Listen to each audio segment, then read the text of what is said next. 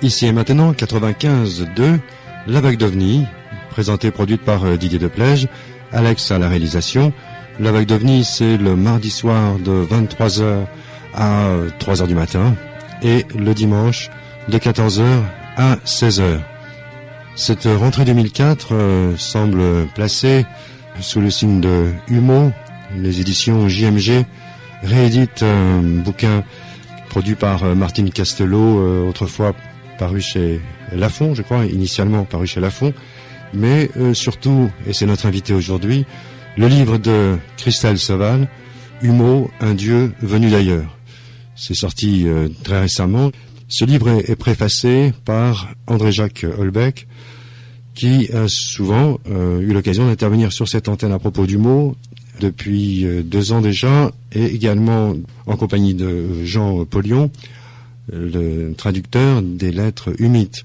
Alors faisons un point rapide. Il s'agit de lettres envoyées à des personnes choisies au fil des années. Ça fait maintenant 40 ans que ça dure, et ces lettres ont été rassemblées.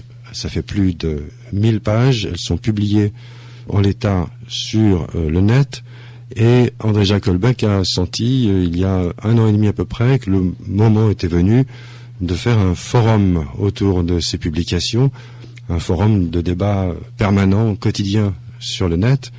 Et ça a donné lieu à une liste d'abord, puis 5 listes en spécialisant.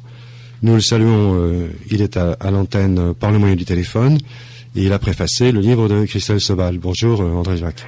Bonjour Didier. Bonjour Christelle, par la même occasion. Bien, André-Jacques, pourquoi avoir choisi de préfacer ce livre de Christelle Seval?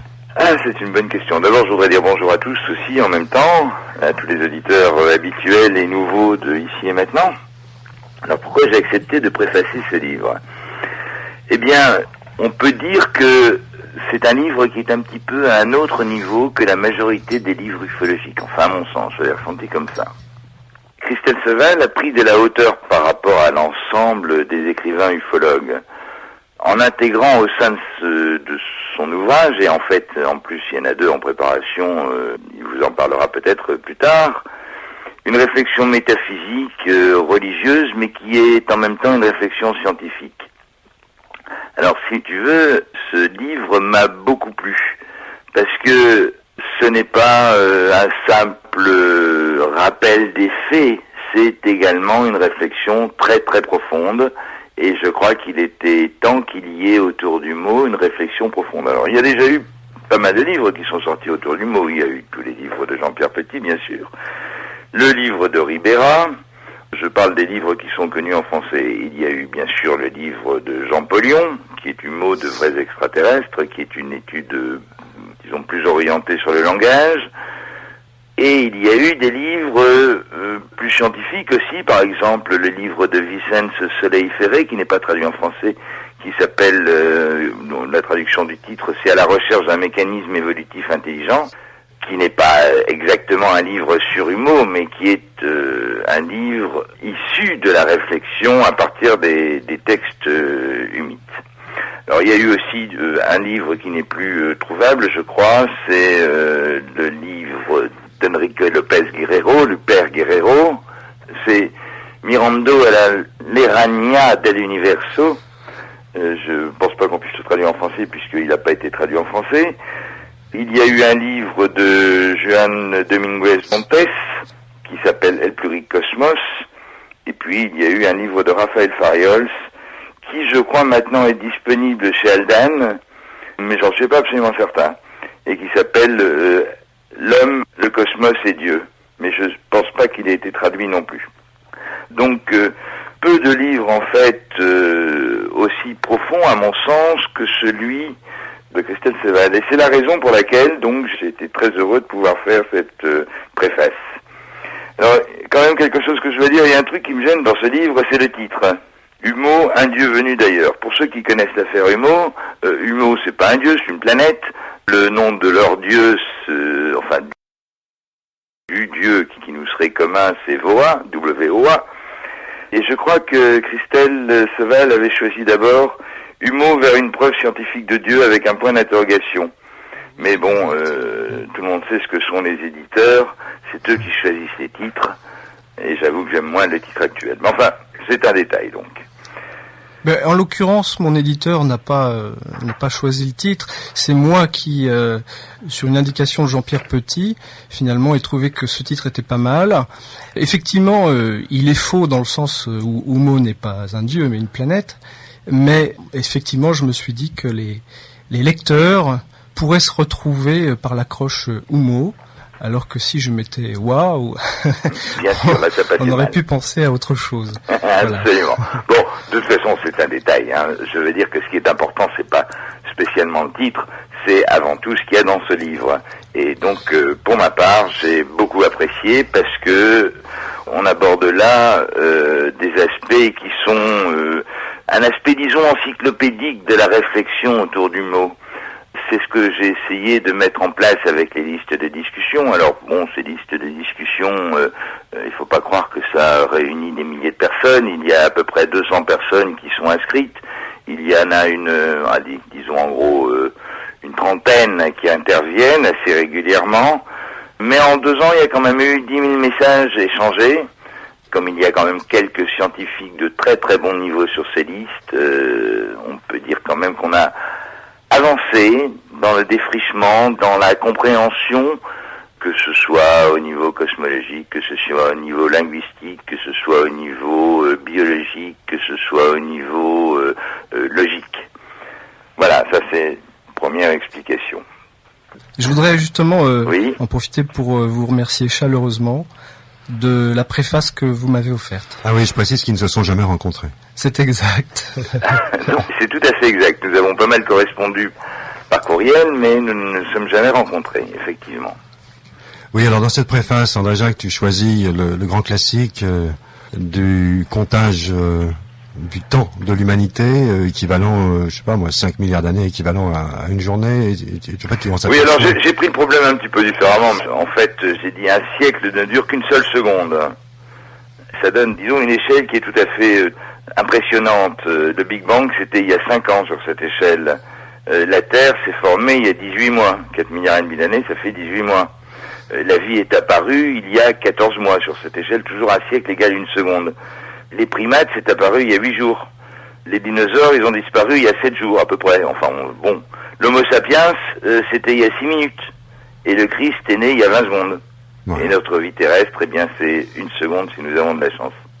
Et là, on en déduit, enfin, tu en déduis. Alors, moi, j'en déduis, c'est une déduction qui est relativement courante dans le milieu ufologique. Disons, compte tenu de ces durées, si on imagine que sur cette durée, l'Homo sapiens 6 minutes sur une durée qui correspond à la naissance de l'univers de 5 ans, ou de la création des planètes, même 18 mois, quelques minutes de décalage, si une seconde égale un siècle, une minute ça fait 60 siècles. Donc quelques secondes de décalage ne seraient pas du tout étonnants dans l'évolution de vie sur d'autres planètes. Et donc, on a du mal à imaginer quelle sera notre évolution technique dans, je prends un exemple, 5 minutes, 30 000 ans. On n'en sait rien. On ira se balader sur les planètes, c'est évident, si toutefois l'homme n'est pas assez fou pour faire sauter sa planète avant. Ce qui peut arriver, les lettres humides citent d'ailleurs un cas d'une planète qui avait envoyé un message et quand ils sont arrivés, il n'y a plus rien. Donc, moi je pense que l'ensemble de l'évolution est relativement progressive d'une manière identique dans l'ensemble au moins dans notre galaxie, dans l'univers, j'en sais rien non plus. Les humides nous disent qu'ils n'ont pas réussi à dépasser les limites de la galaxie, et en fait je crois même qu'ils n'ont pas dépassé ils sont tout nouveaux dans l'exploration spatiale. Donc, ils sont pas encore allés très très loin. De là à aller sur une autre galaxie, est-ce que des civilisations ont réussi à changer de galaxie? C'est moins que certain. Je dois à Christelle Seval une très belle image. Si on imagine que la galaxie c'est la France, nos plus proches voisins sont, Christelle va peut-être me reprendre si je me trompe, mais à 50 mètres, je crois, ou à 40 mètres. Ou à 150 mètres, enfin... oui, enfin bon, 150 une mètres. Distance voilà. Très courte. Pour nos plus proches voisins ou pour Humo? Pour Humo. Pour Humo, 14 années-lumière, 150 mètres. Voilà, c'est ça. Bon, c'est ça, nos plus proches voisins, 40 mètres, c'est... c'est Alpha du Centaure, par exemple. Voilà. Voilà, c'est un problème pour une physique qui a à peu près un siècle comme la nôtre, mais ce n'est pas un problème si on se donne un peu de temps pour se perfectionner notre pensée à la fois et nos outils techniques. Absolument. Alors bon, je pense que nous sommes vraiment à l'aube de notre civilisation, de notre humanité. Le problème de l'homme, c'est qu'il est quand même très très prétentieux. C'est dû à plein de raisons religieuses, sociologiques, des découvertes scientifiques. Disons que l'homme, l'humain, l'homme de la Terre, est persuadé par toute une information, je dirais religieuse, parce que il est le fils de l'homme, il est l'homme choisi. Et il y a dans toute cette idée le fait que nous sommes seuls dans l'univers. Et à partir de là, nous avons développé avec cette certitude et cette prétention qui nous gonfle, qui nous fait devenir la grenouille qui veut devenir aussi grosse que le bœuf, nous avons développé de la recherche technologique qui aboutissent à des armes absolument destructrices, fabuleuses, tout ce qu'on veut, à des progrès aussi, à une libération de l'homme, à une libération de la main, à une libération de l'outil qui nous permet de réfléchir. Mais je crois que nous ne prenons pas le temps de réfléchir à cet aspect qu'il a si bien développé dans son livre, qui est cette réflexion métaphysique. Alors, pour revenir un petit peu sur ce qui avait été écrit avant, dans les livres qui ont été écrits avant, la réflexion métaphysique correspondait en général à un paragraphe, 2 paragraphes, etc. C'est le premier livre, à part les livres espagnols, les 2 livres espagnols que j'ai cités tout à l'heure, c'est-à-dire le livre de Guerrero et le livre de Fariols, c'est la première fois, je crois, qu'on écrit un livre, disons, dont le sujet est humour et qui est orienté vers la métaphysique. Oui, en effet, j'ai fait le même constat. Et déjà, ça donne 480 pages. C'est uniquement la partie métaphysique qui pour l'instant a été rassemblée, et c'est déjà un document d'étude conséquent. Alors qu'est-ce qu'on entend par métaphysique ?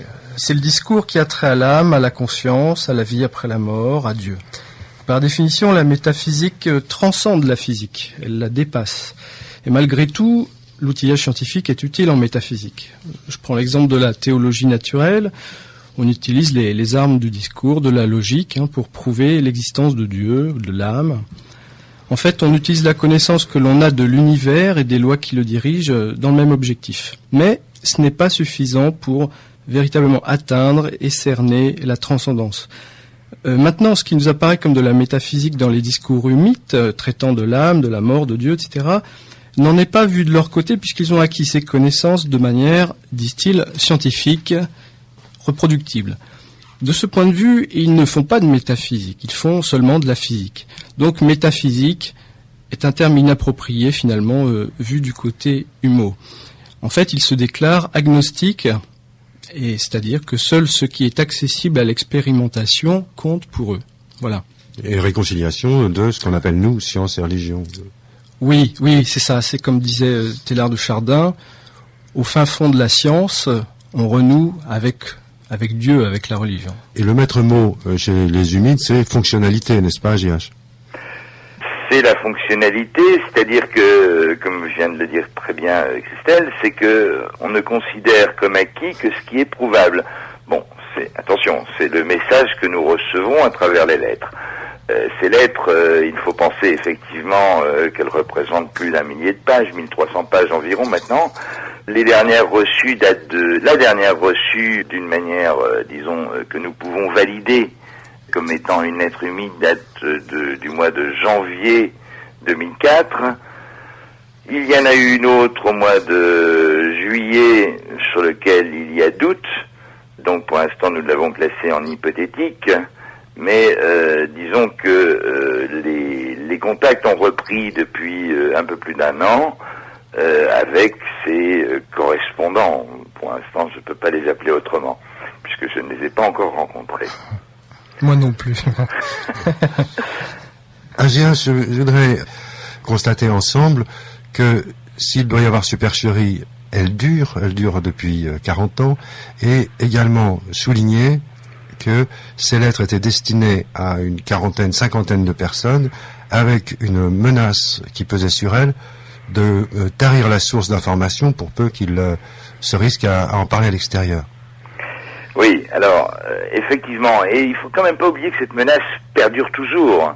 Une des dernières lettres reçues signale que si nous faisions trop de publicité autour de l'affaire Humeau, les envois cesseraient. Il est possible qu'après tout, nous en fassions un peu trop, puisque les envois ont cessé depuis le mois de janvier. Ceci dit, moi je suis quand même optimiste. J'essaye, et je sais que l'ensemble des participants essayent de ne pas faire, disons, de gros battages médiatiques autour de cette affaire. Le site internet fonctionne à peu près tranquillement. Il y a eu, disons, en moyenne, il y a 40 000 visites par an, ce qui n'est pas énorme.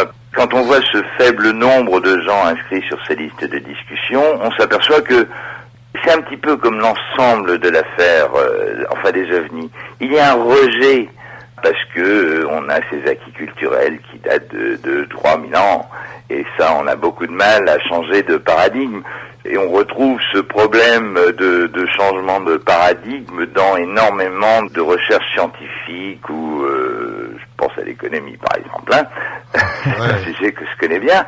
Alors, personnellement, je pense que c'est la fin des religions telles que nous les connaissons. Enfin, quand je dis la fin, ça va peut-être durer encore un siècle, hein, c'est pas le problème. Mais je pense que les réflexions métaphysiques qui vont donc maintenant un peu plus loin et qui sont relativement supportées par la science, ce n'est pas un secret. Nous avons mis en place des expériences sur la recherche du rôle du krypton dans le développement des cellules. Alors, si nous aboutissons, je dis bien si, nous aboutissons à démontrer que le krypton est absolument indispensable, comme c'est écrit dans les lettres humides depuis 40 ans. Parce qu'il est le lien entre la cellule et l'âme collective, ou entre le cerveau et l'âme. Bon, alors, on ne pourra pas déterminer entre le cerveau et l'âme, mais on pourrait peut-être déterminer le lien du krypton entre la cellule et l'âme collective.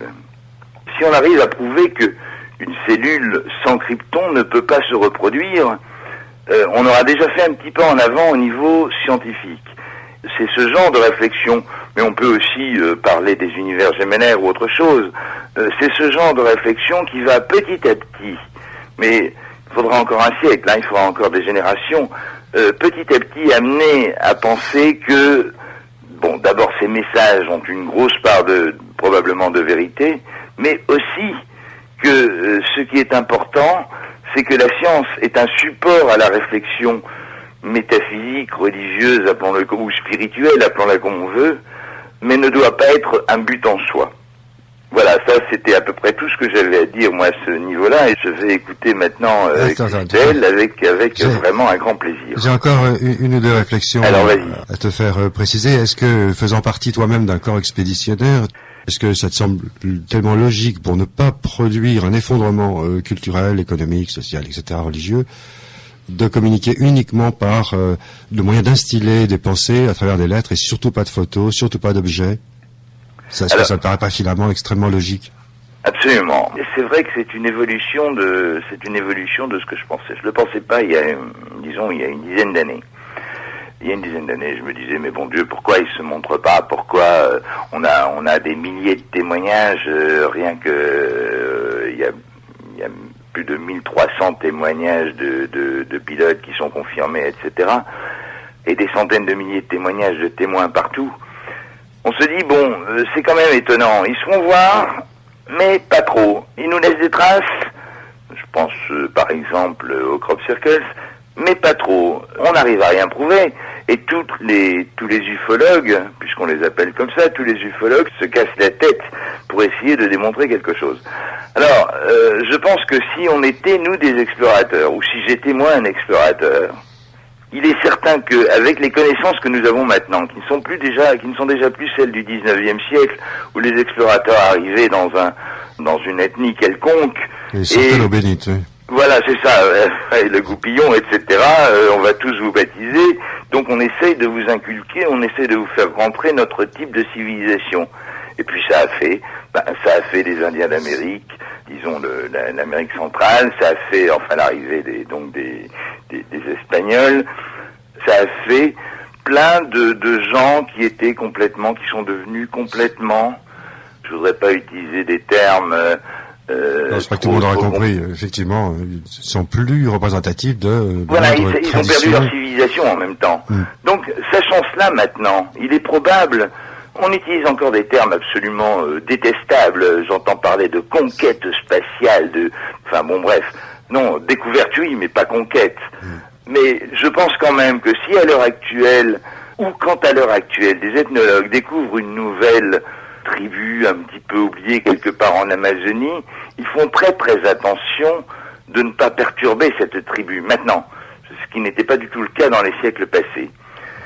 Donc, si nous devions arriver sur une planète qui avait, on se transporte, allez, dans 500 ans, on se balade autour dans la galaxie, on découvre une planète qui est dans l'état de la Terre à l'heure actuelle, je pense qu'on aurait la prudence de ne pas se faire voir, d'instiller doucement l'évidence. Alors donc, il y aurait un moyen, ça serait d'écrire quelques lettres à 40 Espagnols, d'abord parce que ça ferait un petit test pour voir comment ils les prennent, et puis ensuite, l'autre chose, c'est que ces 40 Espagnols, petit à petit, diffuseraient, mais tout ça, ça se passe sur un siècle, sur 2 siècles, tout ça, c'est complètement passionnant. Donc, AJH, ce que nous publie donc Christelle Seval, c'est 450 pages qui en fait étaient destinées à 40 personnes et qui auraient dû rester confidentielles si on les avait soigneusement respectées dans les directives qu'ils avaient données à l'époque. 40 ans que ça dure. Oui, 40 ans que ça dure en ce qui concerne la diffusion des lettres, mais je veux dire qu'il y a eu des milliers et des milliers de messages, de pages, de gens qui ont écrit, etc. Bon, bien sûr, il y a des détracteurs, il y a des gens qui disent « Ah bah oui, mais là, ça va pas, là, on a un détail là qui colle pas, on a des choses comme ça. » Ou alors « Ah bah oui, mais les photos que vous avez d'un ovni à San José de Valderas sont des fausses. » Mais les experts sont partagés. Je veux dire, il n'y a rien de très net. On n'arrive jamais à avoir une certitude, que ce soit dans un sens ou dans un autre. Et à la limite, c'est très bien, parce que si on avait une certitude... Enfin, nous, on a nos certitudes, nos propres certitudes. Mais s'il y avait une certitude scientifique, ces certitudes scientifiques se diffuseraient probablement assez vite dans la population. Et là, on aurait peut-être un choc culturel qui serait très très dur à supporter. Enfin, je dis on. C'est donc très bien comme ça. Je pense que c'est bien comme ça, oui. Quelles sont les conditions AJH pour rejoindre une des listes Humosciences? Est-ce qu'il y a une liste racine à partir de laquelle on peut choisir? Est-ce qu'il y a une inscription unique? Il suffit d'aller sur la page d'accueil du site Humosciences. Alors c'est www.humo-science au pluriel. Humo avec 2 M. Humo avec 2 M, _science au pluriel.org. Et à partir de là, il y a l'accès sur l'inscription des listes de discussion Humo. Alors, je dois dire que c'est assez foisonnant. Et alors, avec des phénomènes, des thèmes, disons, récurrents. Je notais encore cette semaine le retour du Suaire du Turin qui avait été examiné sous toutes les coutures, si l'on peut dire, il y a déjà 1 an et demi, qui revient périodiquement, mais surtout les temps forts, c'est la logique tétravalente, les ibozoïs et des productions originales, scientifiques, de très haut niveau, s'échangent comme ça sur la liste. Absolument. Alors ces productions scientifiques qui sont de très haut niveau, effectivement, qui sont pour certaines des hypothèses, sont mises sur le site. Il y a des analyses, il y a beaucoup de travail de listeurs qui ont des compétences diverses. Alors il y a aussi des débats là, le débat sur la logique tétravalente, puisque tu en parles, qui est une idée humide entre guillemets. Elle avait démarré l'année dernière, elle avait repris à la suite de l'arrivée de la lettre de janvier. Bon, après, il y a eu un creux. Mais c'est normal, parce que je pense qu'il faut que les gens qui sont assez spécialisés dans ces domaines aient le temps d'assimiler, de réfléchir. Je veux dire, la discussion au jour le jour ne permet pas d'aller dans la profondeur de la réflexion. Et c'est le temps qu'a pris Christelle Seval. Il a pris ce temps d'aller dans le fond de la réflexion et d'aller plus loin que ce que nous faisons dans les échanges sur les forums.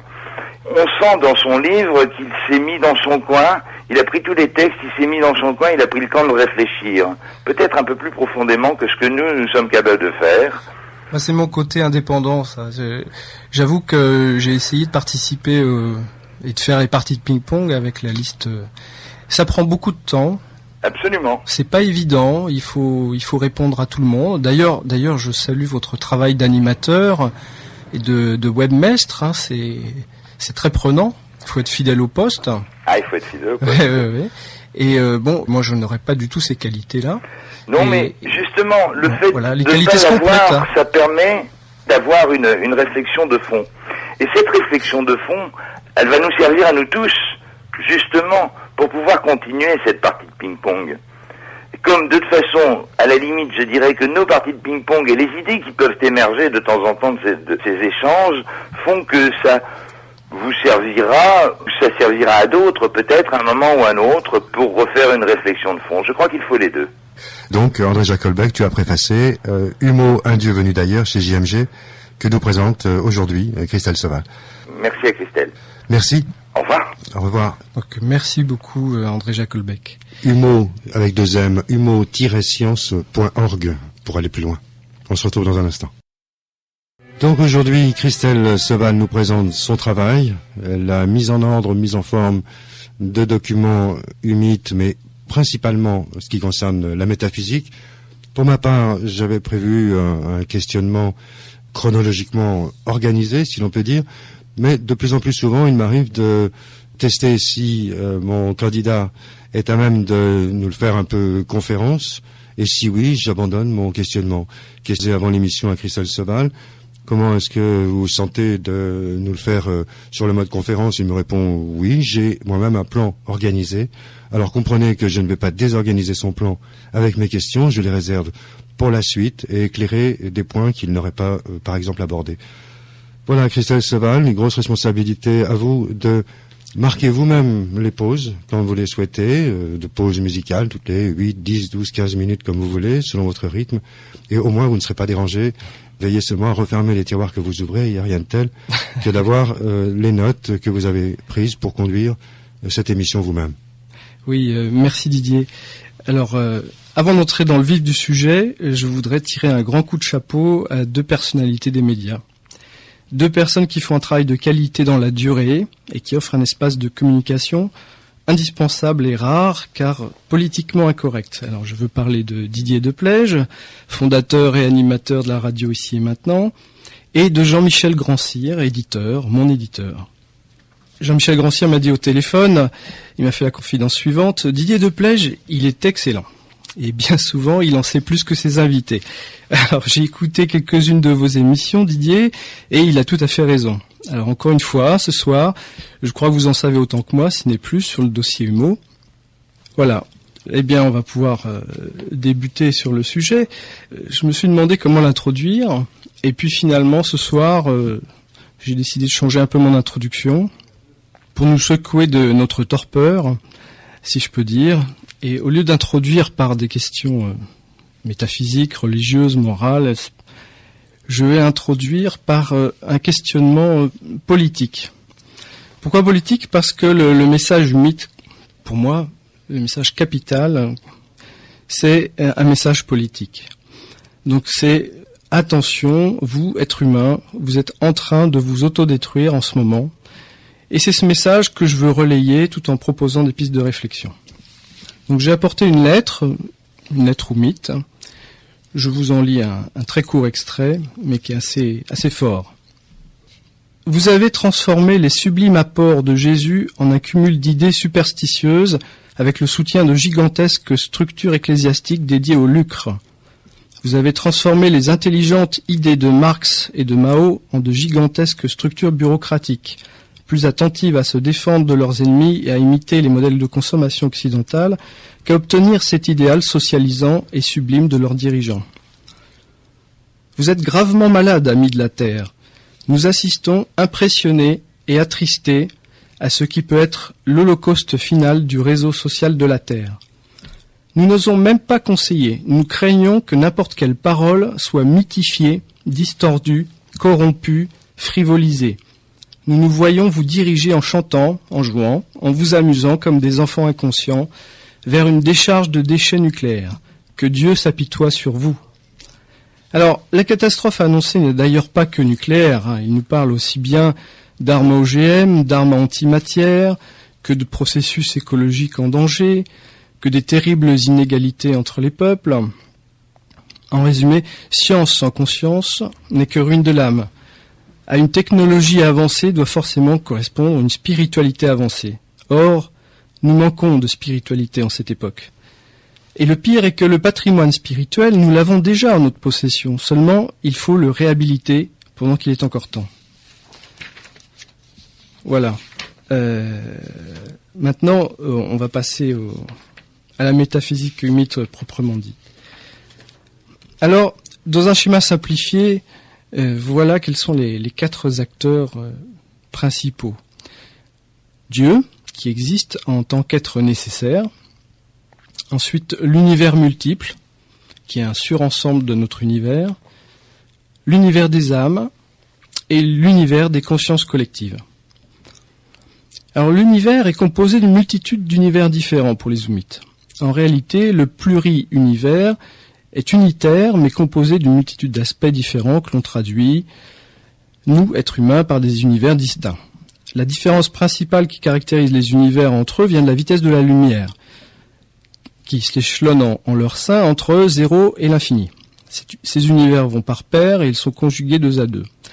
L'univers se dit Waham. Le pluri-univers se dit Waham, c'est-à-dire univers d'univers. L'âme existe, elle se situe dans un autre univers, celui dont la vitesse de la lumière est nulle. Enfin, un autre univers extrêmement important existe, c'est l'univers des consciences collectives. Sa vitesse limite est infinie, c'est-à-dire sa vitesse de la lumière, ou sa vitesse de propagation de l'information, c'est équivalent.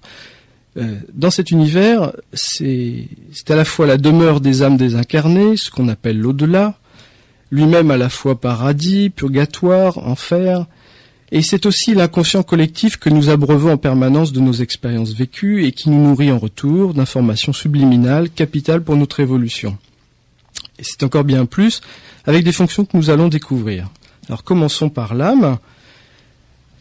Alors ils nomment l'âme Buawa.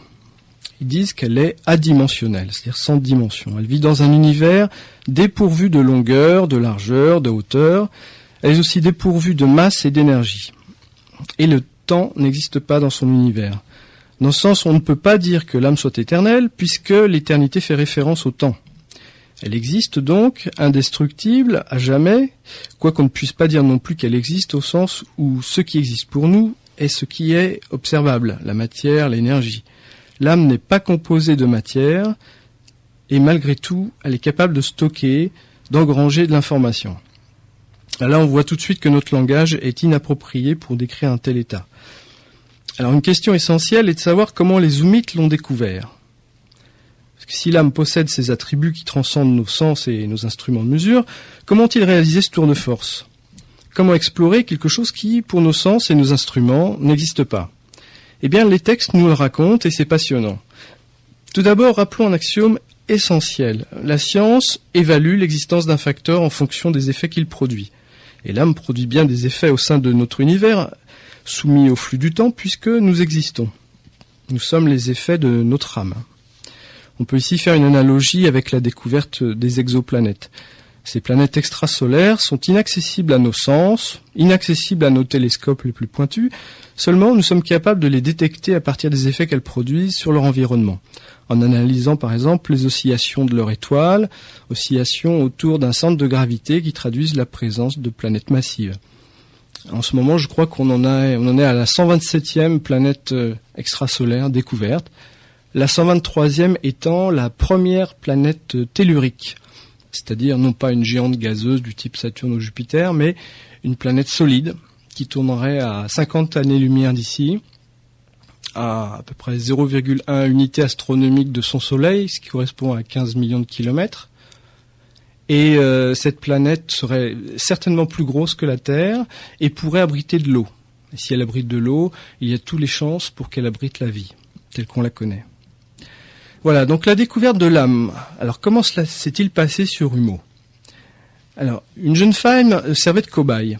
Je crois qu'elle avait tué sa sœur et donc elle subissait une punition pénitentiaire, si on peut dire. Donc un scientifique oumite s'en servait comme cobaye. Il s'appelait Noï 3. Et ce scientifique avait détecté la présence d'atomes particuliers, des atomes de krypton, profondément logés dans l'hypothalamus de la femme, donc dans son cerveau, et était en train de les analyser. Alors, ce qu'il faut savoir sur le krypton, c'est que c'est un gaz rare, neutre, très stable, qui normalement n'interagit pas avec le milieu, même un milieu biologique vivant. Néanmoins, il est compréhensible que la présence de quelques atomes de krypton au fond du cerveau ait pu pousser la curiosité de ce scientifique et il est décidé à aller voir de plus près le comportement de ces atomes. Donc le scientifique regardait sur l'équivalent d'un écran d'ordinateur la structure probabiliste des électrons de la couronne d'un des atomes de krypton. Il observait les sauts quantiques d'énergie. Alors normalement, tout électron qui se respecte et qui respecte les lois de la mécanique quantique suit une fonction probabiliste, c'est-à-dire qu'il est régi par le hasard et qu'on ne peut pas mesurer à la fois sa position et sa vitesse. C'est le principe d'incertitude d'Heisenberg, que l'on connaît bien. Et Neuilly III découvre avec stupeur que les électrons en question sont distribués selon une fonction périodique. Mieux que ça, les mouvements des électrons coïncident avec les impulsions nerveuses émises par le cortex de la jeune fille. Impulsions qui entraînent ses mouvements volontaires des bras et des jambes par exemple, et non pas ses réflexes. Par la suite, des mesures précises montrèrent que les mouvements électroniques précédaient d'1 millionième de seconde les réactions neurophysiologiques de la patiente. Autrement dit, qu'ils dictaient des ordres à son organisme. Donc par conséquent, quelque chose envoie des ordres au corps. Le corps est comme téléguidé. Ces atomes de krypton jouent donc un rôle d'interface, un rôle d'antenne, un rôle capital. Les oumites appellent ces atomes Oembuao, le père-esprit, qui n'a rien à voir avec le père-esprit spirit. Cette chaîne d'atomes de krypton est un canal, une connexion qui relie le cerveau à l'âme. Il l'appelle aussi le troisième facteur de l'homme, les deux premiers étant le corps et l'âme. Par la suite, ils découvrirent que l'âme se trouve non seulement à l'extérieur du corps physique, mais habite carrément un autre univers, l'univers des âmes, Wambuawa, que les oumites décrivent comme un univers très étrange, un univers statique, gelé, de vitesse nulle. Quand je dis de vitesse, c'est de vitesse de la lumière, nulle, sans matière, sans énergie, et qui contient en son sein toutes les âmes des êtres conscients et rationnels du pluricosmos. Alors, ça représente non seulement toutes les âmes des humains, mais aussi les âmes des humites, des extraterrestres qui habitent notre galaxie, des extraterrestres qui habitent toutes les autres galaxies de notre univers, ainsi que des êtres conscients qui habitent la pluralité des univers. Jusqu'à présent, les humites n'ont pas trouvé cette connexion non quantique chez les animaux. Donc ils ne peuvent pas affirmer que les animaux n'ont pas d'âme, mais pour l'instant, ils n'ont rien trouvé de ce côté-là. Alors, chose importante, il n'existe aucune connexion entre ces âmes qui sont isolées les unes des autres et qui ne peuvent échanger aucune information entre elles.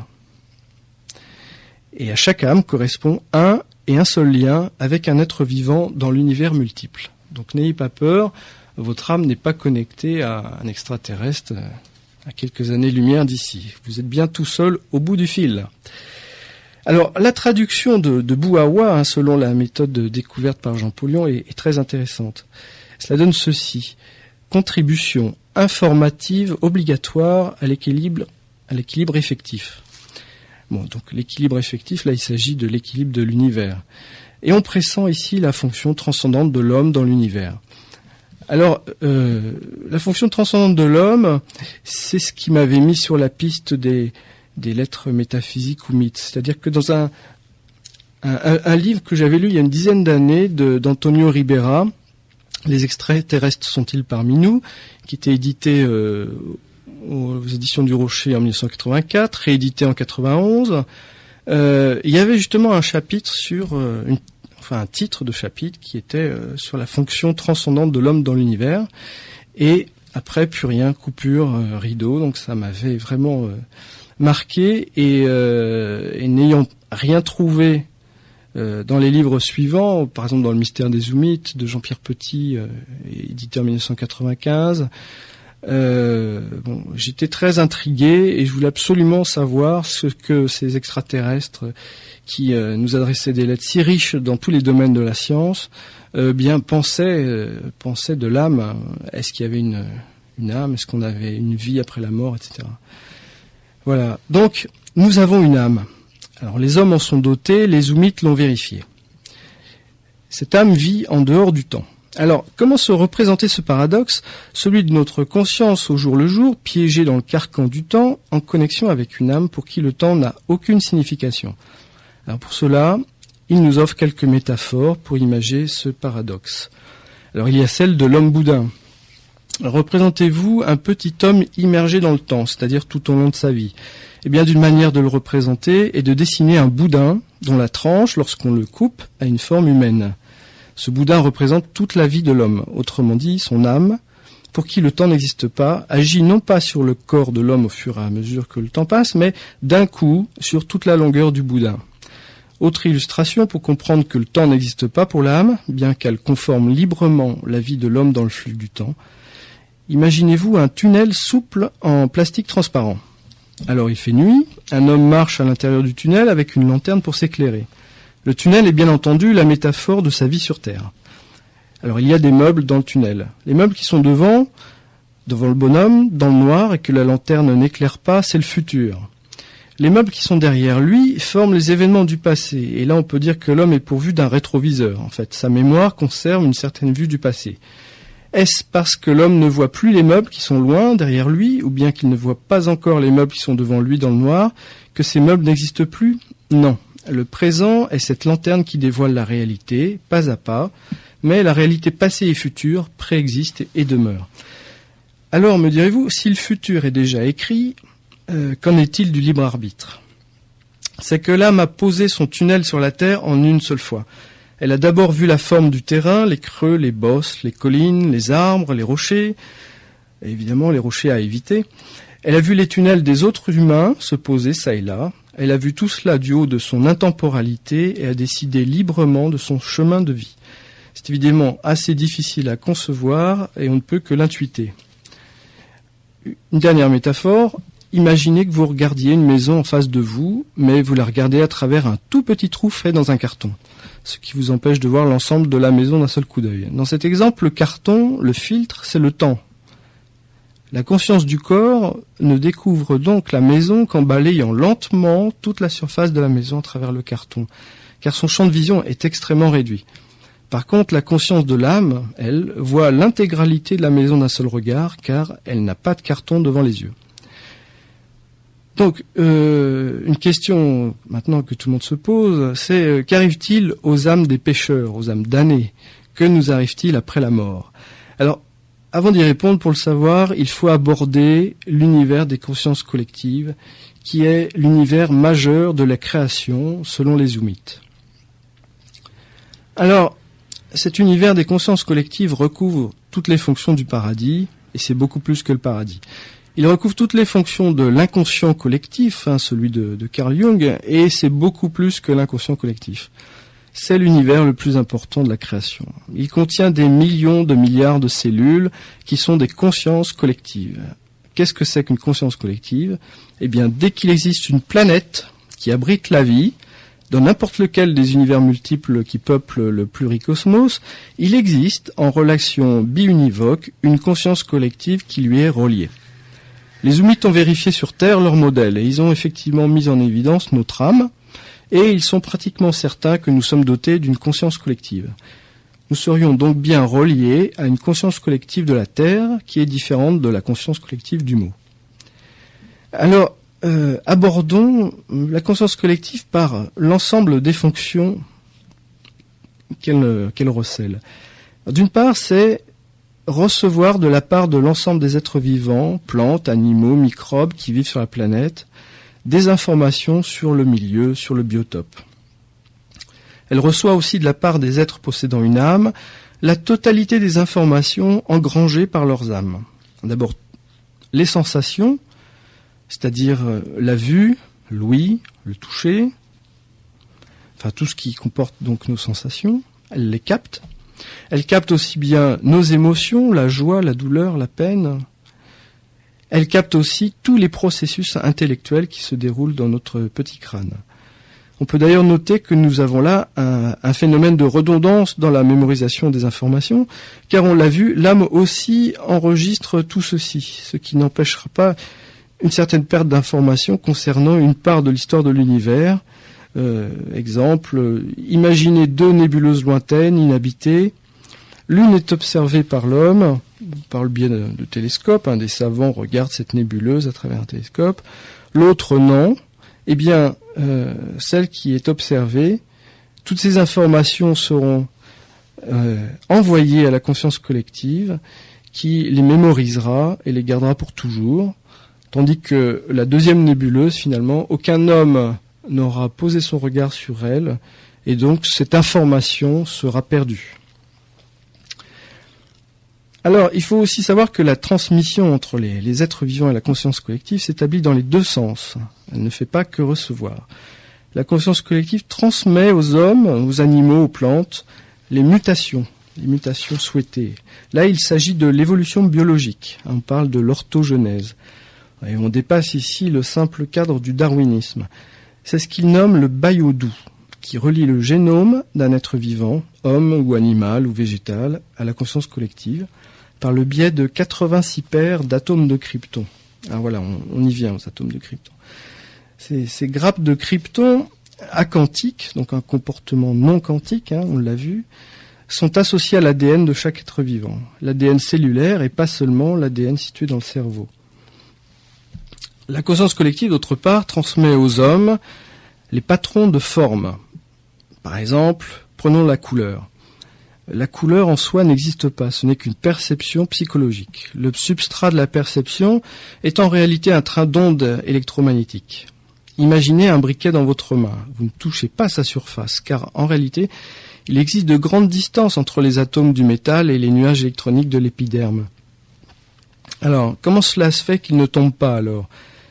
Eh bien, c'est à cause de la répulsion entre les charges électriques négatives. Et il offre une apparence compacte, le briquet. En réalité, les noyaux atomiques sont séparés entre eux dans les mêmes proportions que les soleils. L'illusion va encore plus loin. Vous allumez le briquet. Comment la lumière arrive-t-elle au cortex ? En fait, elle n'arrive jamais. Ce sont des impulsions codées, des messages électriques qui sont envoyés par le nerf optique jusqu'au cerveau qui décode le message et construit un scénario mental. Comment l'encéphale intègre les millions d'impulsions captées par la rétine ? On ne le sait pas encore. Le nerf optique n'a pas un débit suffisant pour transmettre la totalité des impulsions. Il y a ce qui reste énigmatique sur Terre, il y a une compression de données. Là, les zoomites ne disent rien là-dessus, mais ce qui est important, pardonnez-moi, c'est que le réel qui nous entoure n'est en réalité qu'un ensemble d'ondes électromagnétiques et de champs de force. Prenez une onde électromagnétique correspondant à la couleur rouge, par exemple. Si la vibration change de fréquence, nous allons capter une autre couleur, du jaune, de l'orange. Si elle change encore de fréquence, nous allons la capter comme de la chaleur. Encore une fois, elle change de fréquence et cela va se transformer en son. Le monde extérieur, finalement, est une illusion complète fabriquée par notre cerveau. Le cerveau se fabrique une représentation mentale du monde en appliquant sur la perception des ondes électromagnétiques, qui sont la seule réalité de notre univers, une sorte de programme fourni par la conscience collective qui va permettre de monter une scène de théâtre et de visualiser et de ressentir le monde de façon imagée, avec du son, de la température, des odeurs, de la couleur. Un monde finalement entièrement virtuel. Alors ça, c'était pour les patrons de forme que nous envoie la conscience collective. Alors vous voyez que ça a une importance considérable parce que c'est grâce à cela que finalement on voit et on vit dans un univers qui a du sens. Ensuite, elle transmet aux hommes de façon subliminale, c'est-à-dire adressée au subconscient, des patrons de comportement. En fait, comme un gigantesque ordinateur, la conscience collective, qui engrange toutes les infos de tout ce qui se passe sur Terre, est programmée pour traiter cette information au mieux, suivant une programmation intégrant les lois morales cosmiques. Et la conscience collective nous retransmet le résultat de ces traitements qui nous donnent des orientations pour nos vies. Ça peut être la fameuse petite conscience, l'intuition, l'ange gardien. Ces recommandations de vie s'adressent au subconscient et nous laissent ainsi notre libre arbitre. Alors cela paraît idéal, mais les zoomites nous signalent qu'il existe comme une imperfection dans le système. En fait, la conscience collective ne réagit pas en temps réel, ce qui fait que les conseils qu'elle nous envoie ne sont pas toujours adaptés à la situation. C'est comme si vous vouliez établir un bilan comptable en cours d'année. Bon, eh bien, les résultats seront faux et il faudra attendre la clôture de l'année comptable pour avoir des résultats tout à fait fiables. Alors, c'est aussi le lieu de vie des décédés. On peut se représenter la conscience collective comme une unité centrale cosmique qui permet de traiter l'information, qui permet aux âmes de traiter leur propre information, c'est-à-dire de vivre et d'exister. Une âme toute seule, rappelez-vous, elle était dans un univers gelé, statique, elle engrangeait de l'information, mais il n'y avait pas de traitement de l'information en son sein. Donc une âme toute seule ne peut vivre, il lui faut un processeur de traitement, qui est soit le cerveau biologique pendant notre vie sur Terre, soit les capacités de la conscience collective après la mort. Alors, quand on sait que ces capacités sont infiniment plus puissantes que celles de notre petit cerveau, et que d'autre part la conscience collective dispose d'une somme d'informations sans pareil sur Terre, l'accumulation de centaines de milliards d'expériences humaines, il devient compréhensible d'affirmer, comme le font les Zoomites, que eh bien, en fait, c'est une pure joie de s'intégrer à la conscience collective au moment de la mort. Beaucoup d'informations à assimiler, c'est pourquoi je propose une première respiration musicale. Vous êtes à l'écoute de Radio Ici et Maintenant, 95.2. Je précise que la préface de André-Jacques Holbeck au livre de Christelle Seval est actuellement en ligne sur le site de la radio, ici-et-maintenant.com, très facilement accessible depuis la page d'accueil. Bien, ceci étant dit, nous laissons Christelle Seval continuer son exposé. Ah, si toutefois une réflexion, Christelle, il me semble que on peut mieux comprendre en cet âge de micro-ordinateur par analogie bon nombre de concepts, comme par exemple renseigner, informer, stocker, interpréter. Il y a les notions de disque dur et de logiciel, comme oui. Par exemple l'information est stockée sous forme de bits, peu importe dans quel ordre, c'est le logiciel, lui, en l'occurrence l'espace mémoriel, le programme qui sait, lui, interpréter si c'est du MP3 ou du JPEG, etc., et de permettre la lecture. Donc, le fait de posséder un PC, je ne parle pas de ceux qui s'amusent à faire des jeux vidéo, ceux qui se demandent de temps en temps comment ça marche, comment ça fonctionne, et qui comprennent les notions de logiciel, de disque dur, de stockage d'informations, ceux-là sont mieux à même de comprendre ce contenu. Oui, vous avez tout à fait raison. Et ça va même plus loin que ça. C'est-à-dire que bon, on peut faire une analogie donc avec le monde de l'informatique. Donc l'univers des âmes, c'est plutôt une mémoire morte. La conscience collective, c'est une unité centrale avec une mémoire vive. Et ça va plus loin parce que les Zoomites ont une tendance à tout faire converger, c'est-à-dire que leur science est en accord avec leur mode de vie, avec leur morale, avec leur société, etc., etc. Et leur réseau d'ordinateurs, d'ailleurs, sur la planète Tumo est décrit, le fameux Xanmo. Et ce réseau d'ordinateurs, en fait, fonctionne un peu comme la conscience collective, c'est-à-dire que il capte toutes les informations en temps réel qui se passent sur la planète, à la fois il y a des capteurs que portent les Zoomites dans leur corps, en eux-mêmes. Puis il y a des capteurs de tout ce qui se passe. L'ordinateur ensuite traite toute cette information en fonction de programmes qui correspondent en fait à une vie sociale idéale. Et l'ordinateur va ensuite gérer donc toute la production à la demande et gérer donc tous les traitements en fonction de ce qu'il a capté et de ses programmes. La conscience collective, c'est tout à fait ça. C'est-à-dire que elle a été programmée par Dieu au départ. Disons qu'elle a en son sein des lois cosmiques et elle régit finalement toutes ces informations qu'elle accumule en fonction de ces lois, et elle par un mouvement centripète, elle nous recrache cette information qui s'adresse à notre subconscient. Oui, enfin, Dieu, arrêtons-nous un instant, ce n'est pas le barbu avec lequel il faut en finir. Dieu, Wa, se traduit par information qui structure le réel. Donc on est encore effectivement dans l'ère de la compréhension par l'information. Oui. J'ai un petit chapitre sur Dieu qui est très court, puisqu'on en parle, je vais y aller.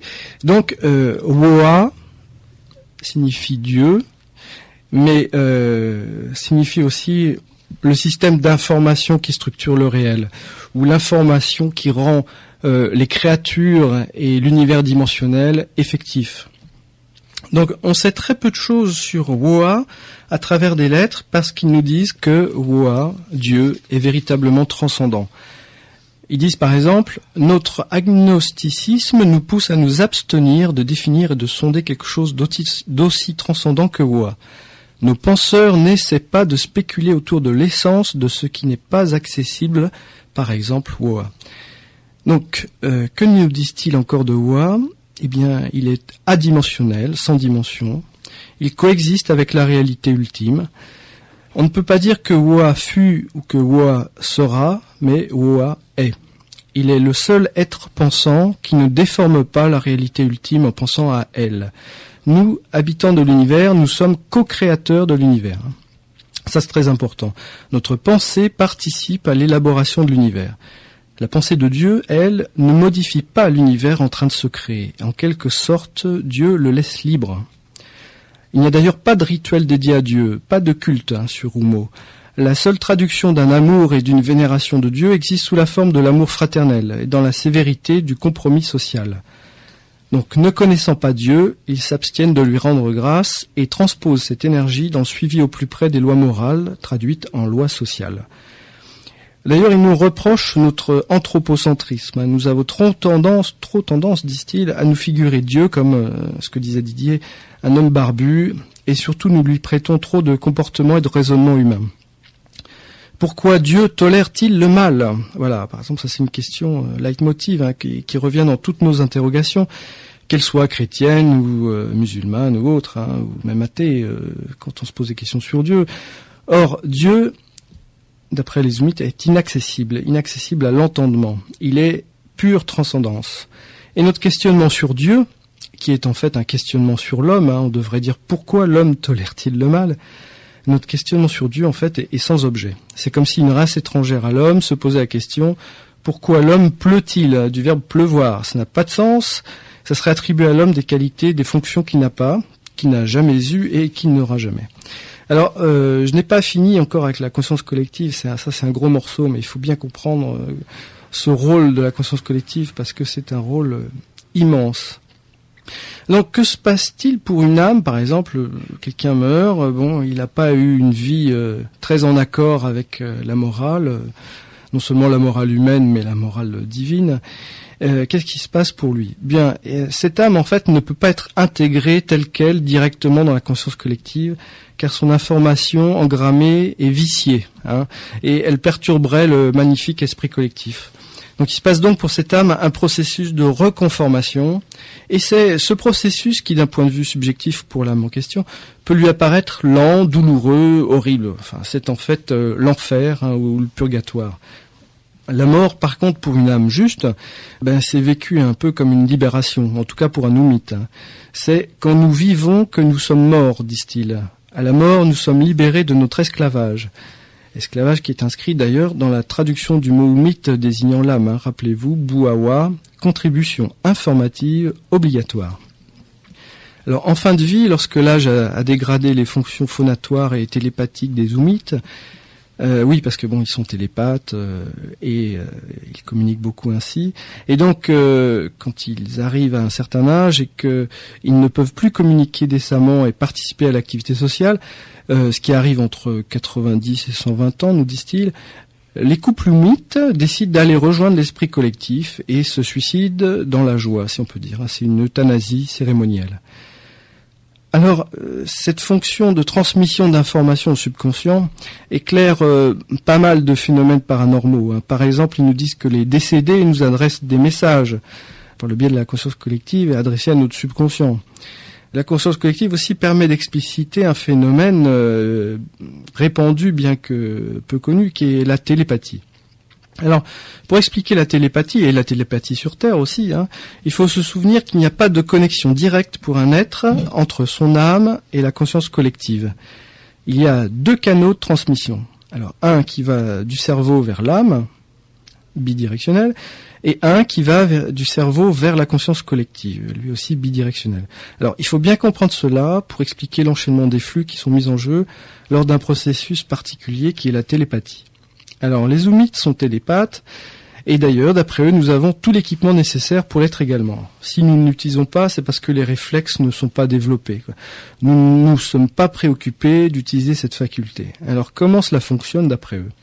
Je vais prendre un exemple simple. Il y a deux interlocuteurs, A et B, provenant de la même planète. Et bon, tout d'abord, tout commence par l'âme de l'interlocuteur A. L'âme adresse une intention, un message qui transite jusqu'au cerveau. Du cerveau, ce message est retranscrit jusqu'à la conscience collective. Ensuite, à l'intérieur de la conscience collective s'établit la connexion avec la bonne personne, avec l'interlocuteur B. Donc l'interlocuteur B va recevoir un message de la conscience collective directement à son cerveau, et son cerveau va le renvoyer à son âme. Donc vous voyez, il y a pas mal de flux qui sont instantanés et qui traversent les univers en profitant de particularités physiques que les zoomites nomment des effets frontières, et qui permet donc une vitesse infinie. Donc les zoomites, en arrivant sur Terre, d'ailleurs, se sont empressés de faire l'expérience d'une transmission télépathique entre un zoomite et un terrien. Cette expérience toute simple, en fait, si elle fonctionne, démontre en fait qu'il existe une connexion entre la conscience collective d'Umo et la conscience collective de la Terre. Alors, bon, ils nous disent qu'ils ont fait cette expérience en 1962 en Australie et que ça n'a pas marché. Certainement à cause de l'échec de la télépathie entre humains, d'ailleurs. On peut se demander si depuis 1962 des progrès n'ont pas été effectués, mais ça, nous ne sommes pas au courant. Donc, les zoomites n'ont en effet jamais pu vérifier d'interconnexion entre différentes consciences collectives. Leurs recherches sur Terre ont notamment pour but de mettre en évidence cette connexion, si elle peut exister. Alors, ils l'ont découvert un peu comme l'âme, c'est-à-dire qu'ils ont fait une découverte sur des atomes de krypton, à la fois dans le cerveau et à la fois dans le corps, qui avaient encore une fois un comportement anormal, non quantique, aquantique. Ils s'aperçurent que des atomes qui étaient logés dans le cerveau recevaient le même message, quel que soit l'individu et au même moment, quelle que soit la distance entre les individus. Alors, ils nous donnent une description physique d'ailleurs de cet univers des consciences collectives, et c'est assez passionnant. Ils nous disent que si on pouvait voir l'intérieur, on verrait des filaments et des nodules se balader, un peu comme des neurones et des synapses d'ailleurs, formés d'une matière ayant la densité d'une étoile à neutrons, donc une densité énorme. Ici, la matière n'est pas constituée d'atomes, mais de particules comprimées sans électrons, donc sans charge électrique. Donc ces filaments oscillent en ondes stationnaires, ce qui est synonyme d'information. Un univers d'ailleurs constitué pour moitié de matière et pour moitié d'antimatière. La vitesse de la lumière y est infinie. Sa densité d'information moyenne est celle d'une feuille d'un livre, c'est-à-dire 50 lignes par 80 caractères à peu près. Sa masse est infinie et au sein de l'univers des consciences collectives, il faut bien se rendre compte qu'il y a des millions, enfin je ne connais pas le chiffre exact, il est peut-être infini, je ne sais pas, de consciences collectives. Chaque conscience collective correspondant à une planète distincte. Alors cet univers possède la faculté de façonner tous les autres univers. Par exemple, la formation des singularités dans notre propre univers, c'est-à-dire les galaxies, les planètes, etc., vient des perturbations que nous provoque l'univers l'adjacent au nôtre, lui-même perturbé par son voisin, et ainsi de suite. Il y a toute une collection d'univers, en remontant jusqu'à l'univers des consciences collectives, qui est donc la cause première de toute singularité dans l'ensemble des univers créés. Alors, cet univers des consciences collectives agit sur les autres par le biais de ce qu'il nomme la masse imaginaire. Elle n'est pas imaginaire au sens premier, elle est bien réelle, cette masse. En fait, elle est imaginaire simplement au sens mathématique. C'est un état de la matière qui est autre, symétrique de la nôtre d'une certaine manière, puisque sa vitesse est infinie quand son énergie est nulle. Et sa vitesse plancher, la plus basse, est égale à la vitesse de la lumière au sein de chaque univers.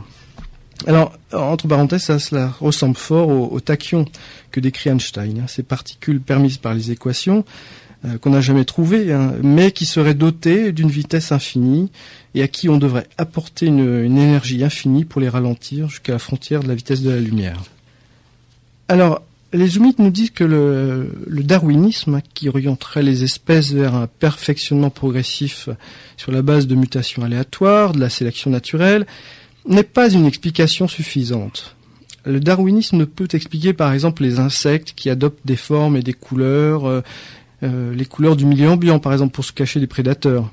Si le darwinisme était une théorie valide, nous devrions constater des involutions, des modifications du génome qui engendreraient des régressions, des mutations mortelles ou handicapantes.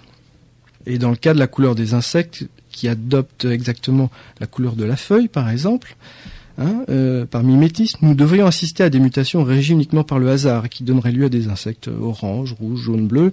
Alors bien sûr, seuls les plus camouflés survivraient par le biais de la sélection naturelle, mais les anormaux devraient naître également en quantité, et nous devrions observer leur apparition, ce qui n'est pas le cas. Donc ils disent qu'invoquer le hasard dans l'évolution, c'est comme si tirer au hasard sur les colonnes du Parthénon en Grèce, au lieu d'enlaidir les péristyles, enrichissait les colonnes d'élégantes cariatides. Voilà, cela ne tient pas debout. Quelle est leur explication des lois de l'évolution ? Alors, d'après eux, il existe sur chaque télomère chromosomique une chaîne d'atomes spéciaux, le Bayodou, encore des atomes de krypton, dont la fonction est de relier le génome d'un être vivant à la conscience collective par le biais de 172 atomes de krypton, 86 paires en fait. Et ils nous disent plusieurs choses sur le Bayodou. Malheureusement, les lettres sont incomplètes et on ne peut pas se faire une idée totale du mécanisme.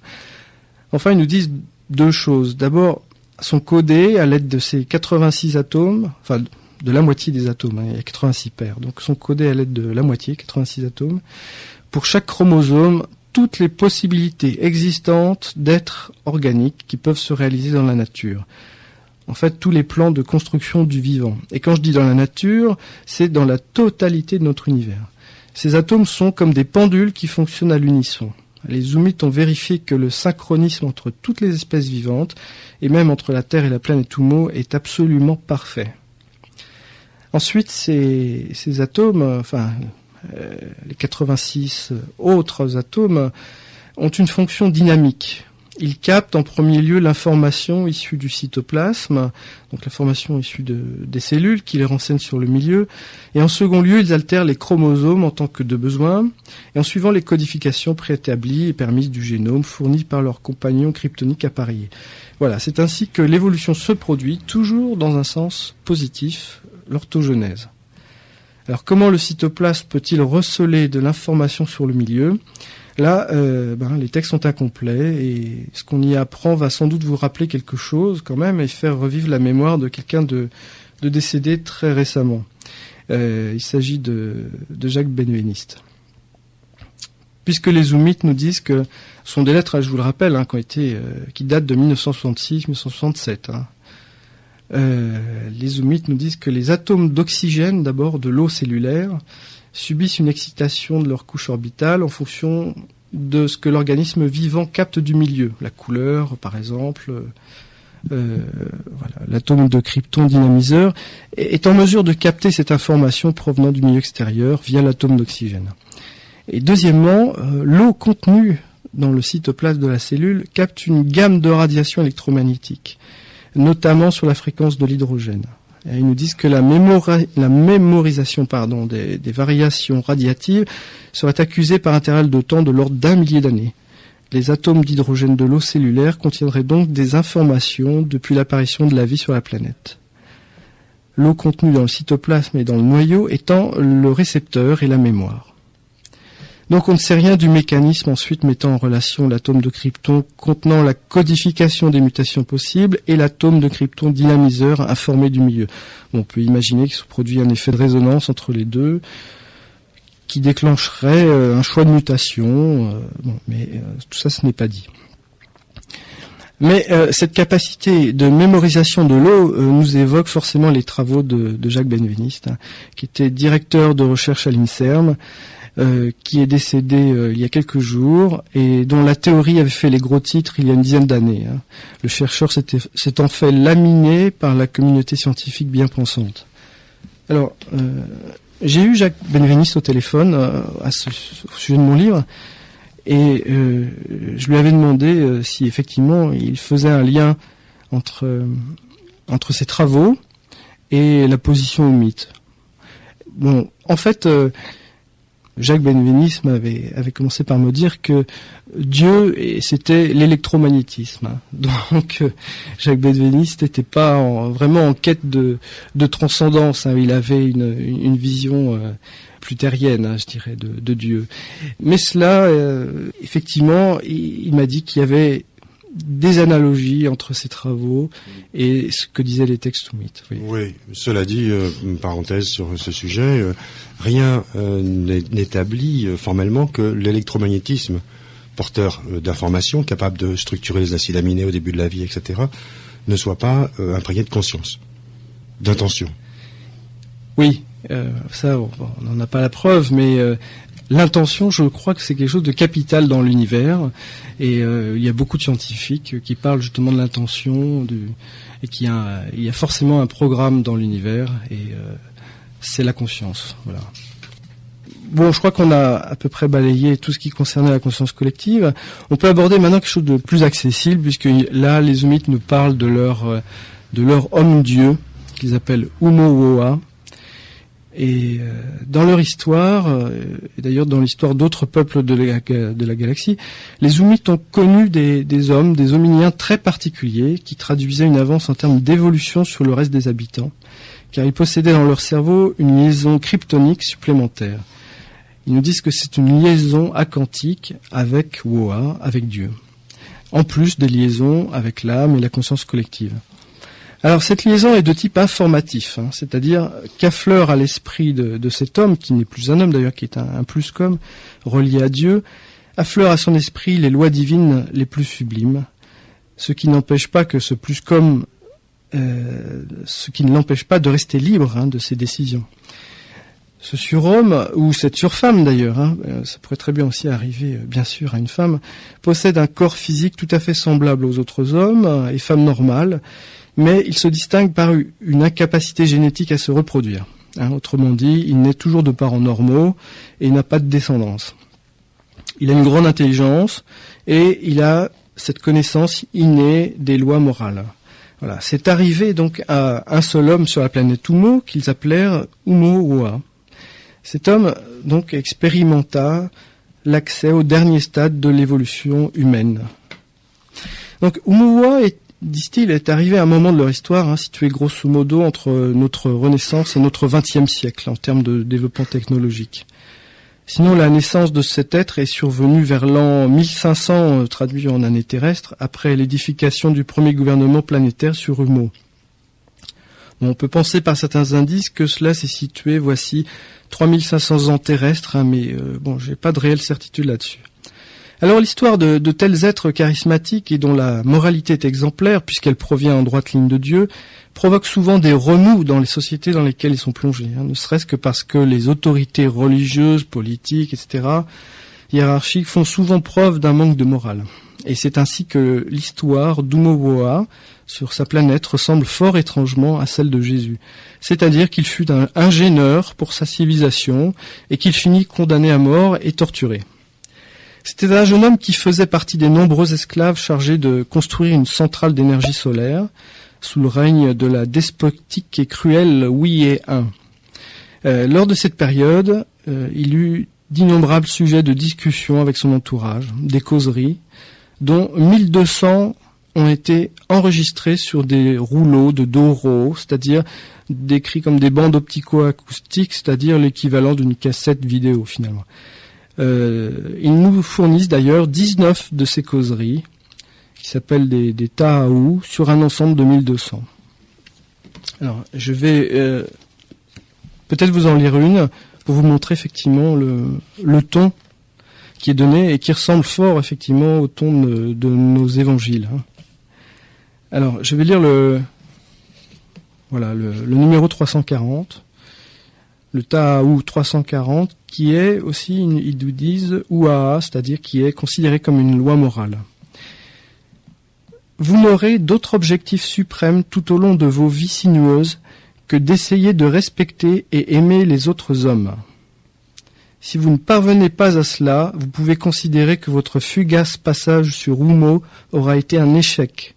Si lorsque ton frère souffre, ton affectivité ne s'émeut pas, si, quand ton frère est dépourvu de moyens, tu n'essaies pas de l'aider, Si tu ne t'identifies à ces problèmes et si tu ne sais pas de les comprendre, n'attends pas que Dieu considère ton âme conforme à l'image que sa grandeur a d'elle. Voilà. Et voilà, tous les textes sont aussi beaux, aussi forts que celui-ci. Alors, il a été donc recherché par la police pour ses causeries séditieuses et il a fini par se livrer lui-même. Alors, il fut inclus dans un groupe de condamnés qui servait de personnes sélectionnées pour servir de victimes dans des expérimentations scientifiques, selon l'ordre donc de la chef planétaire qui s'appelait Wi 1, qui exigea qu'on recherche le procédé de mise à mort le plus douloureux. Donc son épiderme et sa moelle épinière furent l'objet d'une vivisection. Alors je ne sais pas si c'est pire que de souffrir sur la croix. Je pense que c'est pas mal aussi dans le genre. Alors c'est là qu'intervient une des particularités de ce type d'homme-dieu dont je n'ai pas encore parlé. C'est que alors que le processus de torture était en cours, Oumuoua disparut. Il se volatilisa. Il y a eu 7 témoins visuels qui assistèrent à la dématérialisation et d'ailleurs qui furent ensuite condamnés à mort par la régente qui était hors d'elle. Et cette dématérialisation de l'homme-dieu est longuement expliquée dans les textes. Il s'agit en fait d'un phénomène physique, et non pas d'un phénomène miraculeux, religieux. C'est un phénomène physique qu'ils comprennent. L'explication qui nous en est donnée est que la fonction pensante et consciente de cet homme-dieu atteint à un moment paroxystique un tel degré de puissance que la conscience collective à laquelle il est connecté est mise en danger. Et cela déclenche son rapatriement de force au sein d'elle-même. Les hommes sont des capteurs d'informations pour la conscience collective, au même titre qu'un micro capte les sons et les envoie à un amplificateur qui les traite, par exemple. Et là, on assiste à une sorte d'effet Larsen. C'est-à-dire qu'à cause d'un micro trop sensible, qui met l'amplificateur et les baffles en danger, eh bien, voilà, le système est mis en danger et provoque une correction. Donc, on peut aussi imaginer que l'homme-dieu, dont les processus intellectuels et émotionnels sont captés par la conscience collective, met la libre et graduelle évolution de celle-ci en danger, puisque à travers l'homme-dieu, donc, filtre les pensées de Dieu. Alors, tout ça, cela pose des questions sur notre propre histoire chrétienne. Pourquoi l'histoire du Christ précisément ? Mais parce que les Oumites ont mis en évidence une parenté entre Oumuoua et Oyaga-Oa. Oyaga signifiant la terre, l'homme-dieu de la terre, le Christ. Donc ils affirment que ce fut le Christ. D'une part parce que sa doctrine déborde en grandeur et en profondeur par rapport aux idées philosophiques développées par d'autres. Ensuite, il est le seul prophète qui a eu l'immense culot de se faire passer pour le Fils de Dieu, quand même. Les autres entendent des voix, entrent en transe, voient un ange, mais Jésus, non. Il affirme « Qui me voit, voit mon Père. Le Père est en moi, et moi dans le Père. » Saint Jean dit d'ailleurs « Jésus est le Verbe de Dieu. » Alors, cela illustre, à mon avis, effectivement, une merveilleuse connexion informative avec le Créateur. Alors, les doctrines entre Oumuoua et Jésus de Galilée sont également semblables. Et s'il n'y a pas d'église sur Oumo, au sens de l'institution, cela ne traduit pas une divergence. Il ne faut pas oublier que Jésus n'a jamais prétendu fonder une église et que la chrétienté a été construite par des hommes. Il y a aussi un parallèle frappant entre la dématérialisation d'Oumuoua et l'ascension du Christ 40 jours après sa crucifixion. Alors là, vous me direz que la crucifixion a tué Jésus, qui a ressuscité, et ce qui fait une différence notable. Eh bien, faux, entièrement faux, disent les Oumites, qui disent avoir analysé le Saint-Suaire. Donc d'après eux, oui, alors là, donc on va parler du Saint-Suaire, parce que c'est un moment important. Donc d'après eux, le sang du suaire était un sang provenant d'une personne en vie, et non pas d'un cadavre. Ce qui signifie que le Christ ne serait pas mort en croix. Ce qui implique qu'il n'y a pas eu finalement de résurrection, le miracle suprême et fondateur de l'Église. Le Christ ne serait pas mort, et finalement, ce qui explique sa prédiction pendant 40 jours après la crucifixion. Par contre, comme Oumuoua, il se serait effectivement dématérialisé, c'est-à-dire c'est l'ascension finalement, 40 jours après. Alors, l'Église, d'après les Zoomites, l'Église aurait découvert cela en 1898. Cette particularité du sang vivant encore imprégnant le Saint-Suaire, le Saint-Don.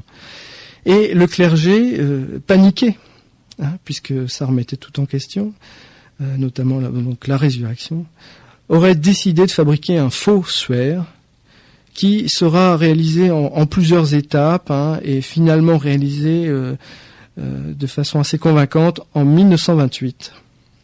Il l'aurait fait à partir d'un moule en fer, reproduisant un homme, qui aurait été chauffé à 230 degrés. Bon, je vous passe les détails. Il y a plusieurs lettres qui en parlent et qui rentrent beaucoup dans les détails. Alors, donc les Zoomites ont, disent-ils, emporté des objets historiques, archéologiques ayant trait à la vraie vie de Jésus. Des rouleaux métalliques, disent-ils. En fait, des rouleaux, on pourrait faire une comparaison avec les rouleaux de Qumran. Ces objets démontreraient que la vie de Jésus n'a pas été conforme à celle que l'Église nous a inculquée. Ces pièces à conviction, si elles étaient connues, déstabiliseraient l'Église.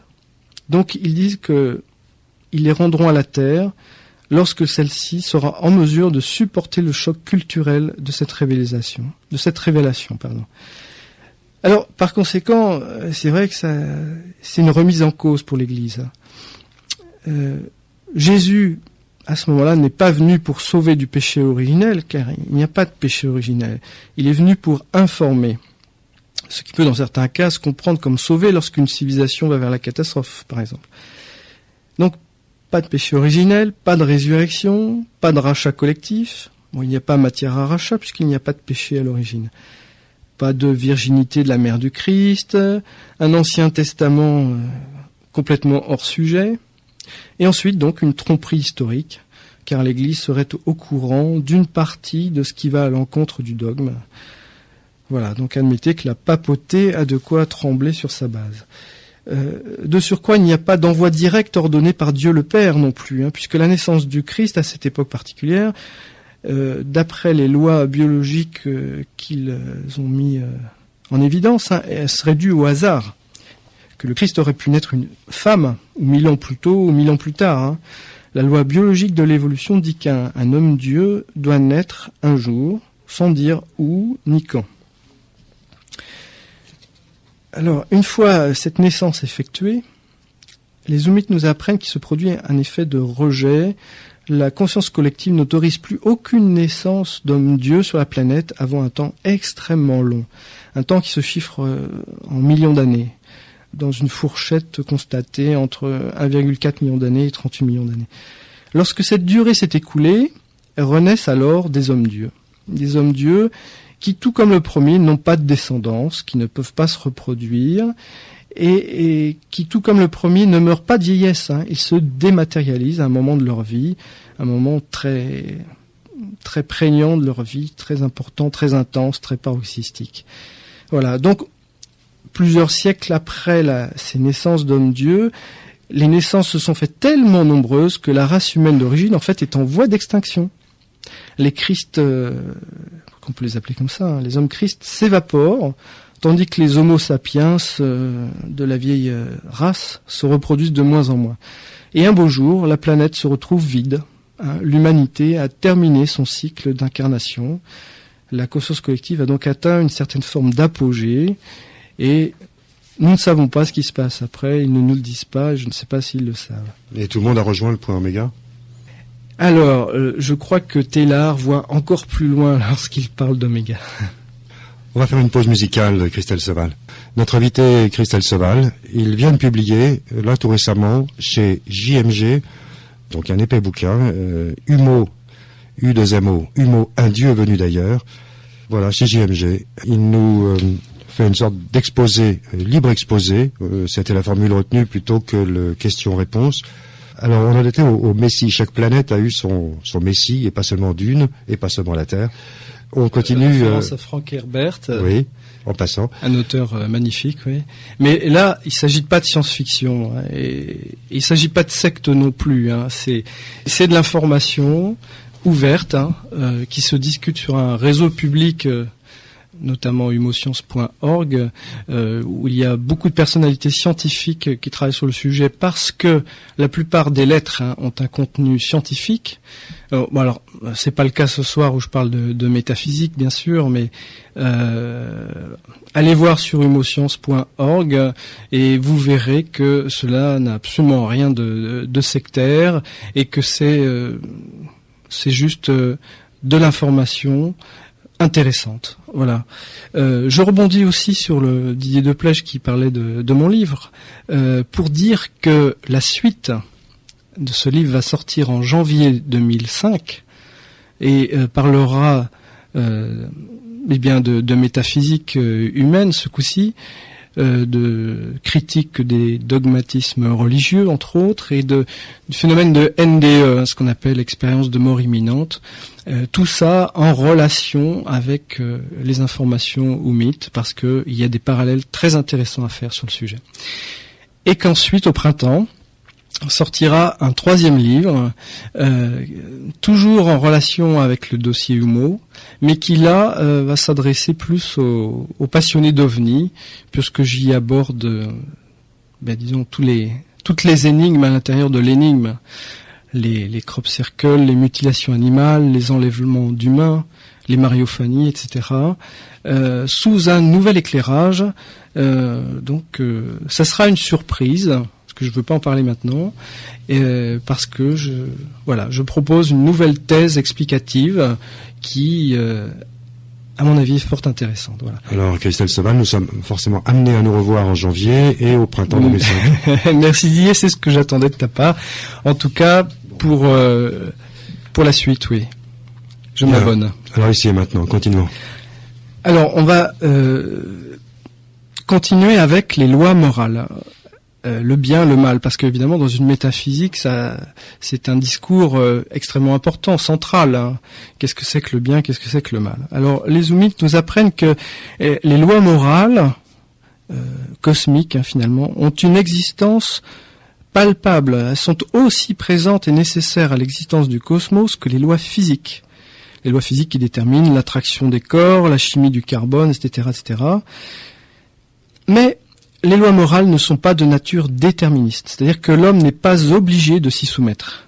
L'homme est libre. Les lois lui sont soumises de différentes manières. Alors, les Oumites nous parlent de leur informatique, de leur ordinateur, ils nous décrivent leur hard, ils nous décrivent leur réseau, tout ça c'est très très très intéressant. Et moi qui suis informaticien de métier, je peux vous dire que c'est du solide, c'est pas n'importe quoi, contrairement à ce que pouvait en dire Jacques Vallée dans son livre en 92, je crois, qui s'appelait Révélation. On se demande des révélations sur quoi. L'informatique Oumite est une informatique vraiment de pointe.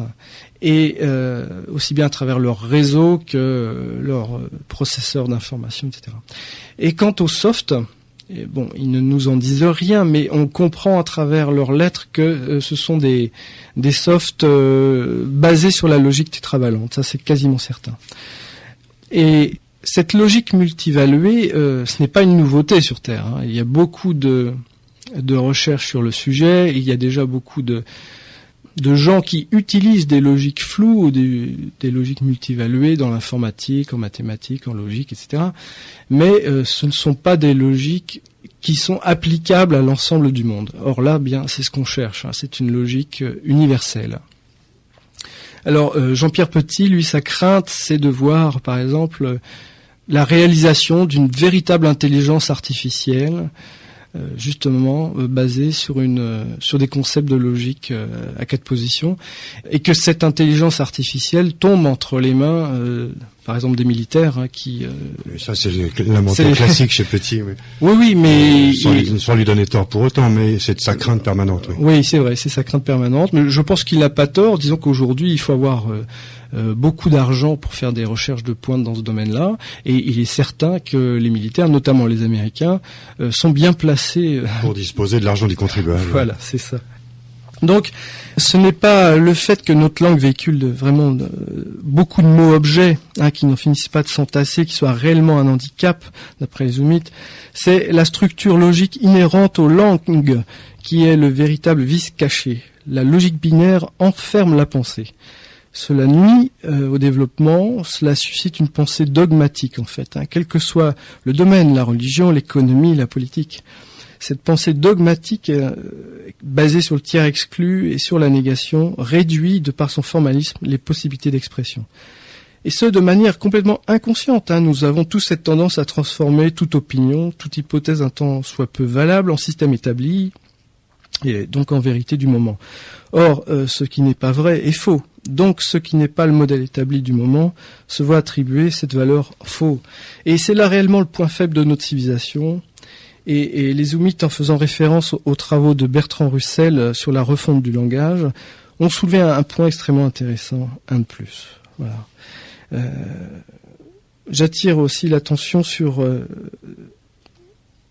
donc les travaux qu'il y a à faire dans ce sens-là. Je verrais très bien, par exemple, des logiciens, une équipe multimodale avec des logiciens, des historiens, des sociologues, des ethnologues, etc., des historiens, donc faire un travail sur les méfaits de la logique aristotélicienne dans notre société.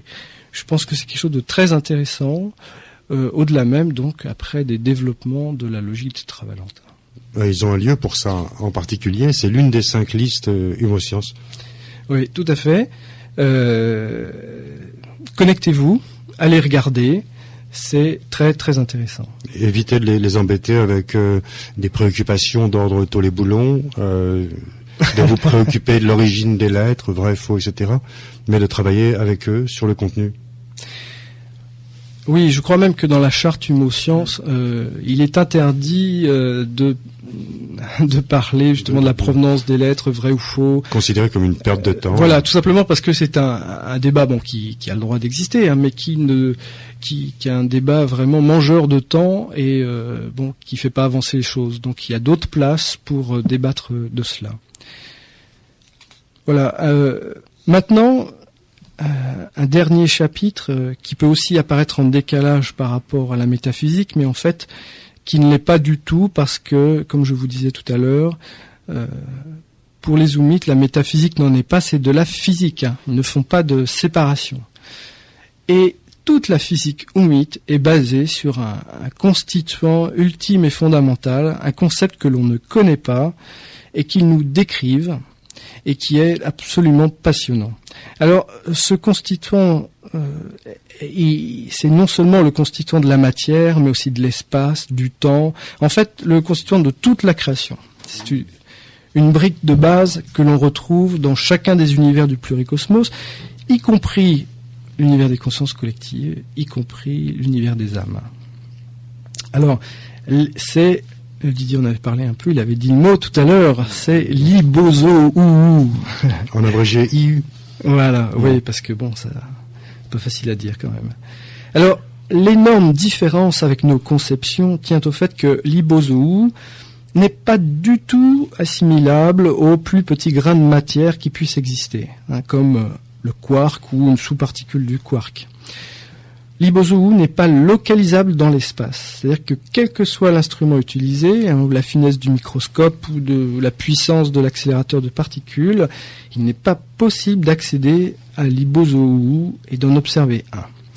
Il existe seulement en tant que modèle mathématique fonctionnel. Cela veut dire une chose capitale, c'est que nous, humains, mais oumites aussi, n'accéderont jamais à la réalité ultime et sous-jacente. C'est-à-dire que même avec les meilleurs instruments du cosmos, eh bien, on ne peut approcher la réalité que par une progression asymptotique, mais on ne peut jamais l'atteindre. Elle est et restera hors du portée du genre humain.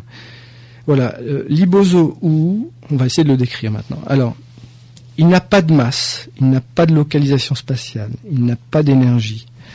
On peut se le représenter comme un faisceau de flèches, un genre d'oursin qui comporterait des axes qui ne se touchent pas pour exprimer leur indépendance. Il n'a pas de signification en tant que quantité unique. C'est-à-dire un Ibozo-ou n'a pas de sens, il ne peut s'envisager au minimum que par paire. Et ce qui est essentiel, ce sont les variations des positions axiales entre deux Ibozo qui sont porteuses de sens. Ce sont elles, ces variations angulaires, qui crée la matière, qui crée l'espace, qui crée le temps, dans une construction à 10 dimensions. Et au passage, je souligne qu'en 1967, date de publication des lettres sur les Ibozoos, les 10 dimensions sont une nouveauté totale. La théorie des supercordes, qui est la première, qui fait apparaître elle aussi 10 ou 11 dimensions ou plus, n'apparaît qu'en 1980. Et ce modèle est vraiment différent d'une autre aussi sur un autre point, c'est que la construction au mythe du modèle de l'univers est une construction discontinue, discrète. Alors que nous, on l'appelle le continuum spatio-temporel, qui est défini par Einstein, est comme son nom l'indique, continu. C'est-à-dire que le temps, les distances sont conçus classiquement comme des grandeurs continues. Seule la matière est quantifiée, ou en voie de quantification, la gravitation, elle ne l'est pas encore du tout. Or, les Oumites disent que l'univers entier est discret au sens mathématique. Prenons l'exemple du temps. Le temps, Oumite, comporte un intervalle minimum. Le temps avance par paliers, comme la trotteuse d'une montre qui avance pas à pas, à tic-tac, tic-tac. Et c'est pareil pour l'espace tridimensionnel. Il existe une distance minimum entre deux objets de l'espace physique, une distance qu'on ne peut raccourcir. Et je crois qu'elle coïncide d'ailleurs avec la longueur de Planck, de 10 puissance moins 33 cm, je crois. Entre deux Ibozoos, c'est un intervalle angulaire entre deux axes correspondant à la même dimension, donc qui fondent le temps ou l'espace ou la masse. Donc qui fondent la dimension du temps, les 3 dimensions d'espace et les 6 dimensions qui correspondent à la masse et à la charge. La plus petite unité de temps ou de distance donc correspond à la plus petite variation angulaire entre deux axes appartenant à deux Ibozoos connectés. Alors, ce qui pose des problèmes d'outillage mathématique pour les physiciens qui planchent sur un tel concept. Le calcul intégral, par exemple, n'est plus fonctionnel sur un discontinuum spatio-temporel. Et aujourd'hui, les outils mathématiques de manipulation d'un espace discret restent à compléter. Donc, l'Ibozooui est l'entité élémentaire cosmique composée par un faisceau d'axes qui ne peuvent se couper entre eux, liés à d'autres Ibozoos par des relations de caractère angulaire et qui forment les dimensions. Alors, les métaphores imagées pour comprendre un peu mieux, parce que là, pour l'instant, c'est assez abscon.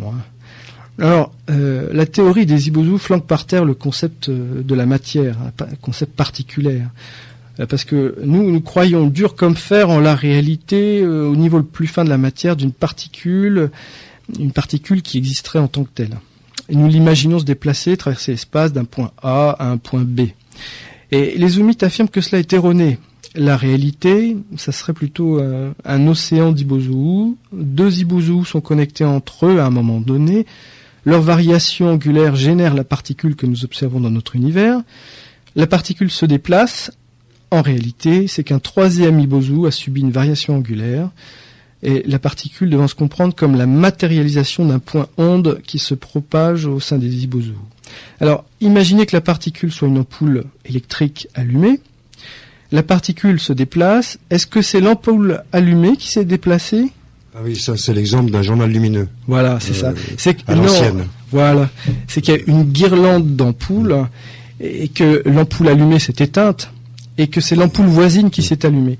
Alors, de loin, on a l'illusion que la lumière avance, alors qu'en fait, il ne s'agit que d'une succession d'ampoules qui s'allument et qui s'éteignent. Alors, il y a aussi une métaphore qui est très belle, c'est à l'école, donc les Oumites ont coutume de dire aux tout petits enfants que les Ibozoos sont comme une infinité de libellules dont les ailes ne sont jamais superposables. Leurs ailes étant toutes orientées dans des positions différentes, dans des axes différents. Alors, ne nous forgeons pas non plus une représentation mentale d'ensemble d'Ibozoos où chaque ensemble constituerait un des univers du multi-univers. Non. Un Ibozoo peut participer à la matérialisation d'une particule de notre corps et simultanément participer à la matérialisation d'une particule d'une autre galaxie, d'un autre univers, tandis que certains de ces axes génèrent l'espace, le temps, ici et là. Et c'est cette théorie notamment fonctionnelle, puisqu'elle leur donne accès à d'autres univers, Elle leur permet de changer d'univers, de voyager à travers les univers, d'accéder notamment à notre univers couplé. Alors là, il faudrait faire référence à tous les travaux de Jean-Pierre Petit sur l'univers couplé. Hein. Je rappelle au passage que Jean-Pierre Petit a réussi l'intégration dans la formule d'Einstein qui modèle l'univers, de l'introduction de cet univers couplé au nôtre. Alors, oui, j'avais dit en introduction, peut-être que les auditeurs ne se rappellent pas, que les univers, en dehors donc des consciences collectives, des âmes, etc., étaient conjugués 2 à 2. Effectivement, c'est comme ça qu'ils nous présentent les choses, des univers couplés 2 à 2, et que les Zoomites nous disent que grâce justement aux Ibozu-Ou, à leur connaissance des Ibozu, ils sont capables d'inverser les axes des Ibozu-Ou, ce qui leur permet de se dématérialiser de notre univers et d'accéder à un autre univers, et un autre univers couplé, par exemple. Ce qui leur permet de voyager et de venir nous donner des informations très intéressantes. Alors, Christelle Seval, à propos des IU, justement, ça peut paraître assez abscon comme ça, surtout en radio, sans aucun schéma. Sachez que sur l'une des listes Humo-Sciences, par exemple, le débat est très chaud par période, en ce moment en particulier sur les Ibozu, et permet de constater ce débat produit des travaux intenses. Là, j'ai imprimé un document de 10 pages illustré. Les gens planchent, voilà comment ils travaillent, ils planchent, ils produisent leurs travaux en document Acrobat Reader, par exemple, et chacun étudie et surenchérit, accommode, et c'est extrêmement fertile. Rien que ce concept d'Ibozu peut entretenir une liste à elle seule. Oui, un dernier point là-dessus. Il y a, à ma connaissance, un physicien canadien donc qui participe à la liste Humo-Sciences, qui s'appelle Benedictus Servan, qui a réalisé un travail de plusieurs années, qui a réalisé un travail merveilleux, puisque il est arrivé donc à partir de la modélisation mathématique des IU, il les a appelés des nœuds d'axe orienté. Enfin bon. Et il a réussi à retrouver les résultats de la relativité restreinte d'Einstein. C'est-à-dire qu'il a retrouvé la vitesse de la lumière, notamment, une vitesse qui serait déduite de l'inversion des axes d'espace et du temps. Il a retrouvé les propriétés de dilatation temporelle et de contraction des longueurs. Voilà, ça déjà c'est un travail phénoménal qui tient en plus de 10 pages et qui est l'aboutissement de plusieurs années de travail sérieux, et ça se trouve sur la liste Humo-Sciences. Alors, pour continuer un peu sur les IU, les Humites nous donnent des images pour mieux les réfuter aussitôt après. L'image d'axe orienté, il nous laisse penser qu'on pourrait échafauder un concept de ligne fléchée, mais pas du tout. Il n'y a aucune ligne puisqu'il n'y a pas d'espace.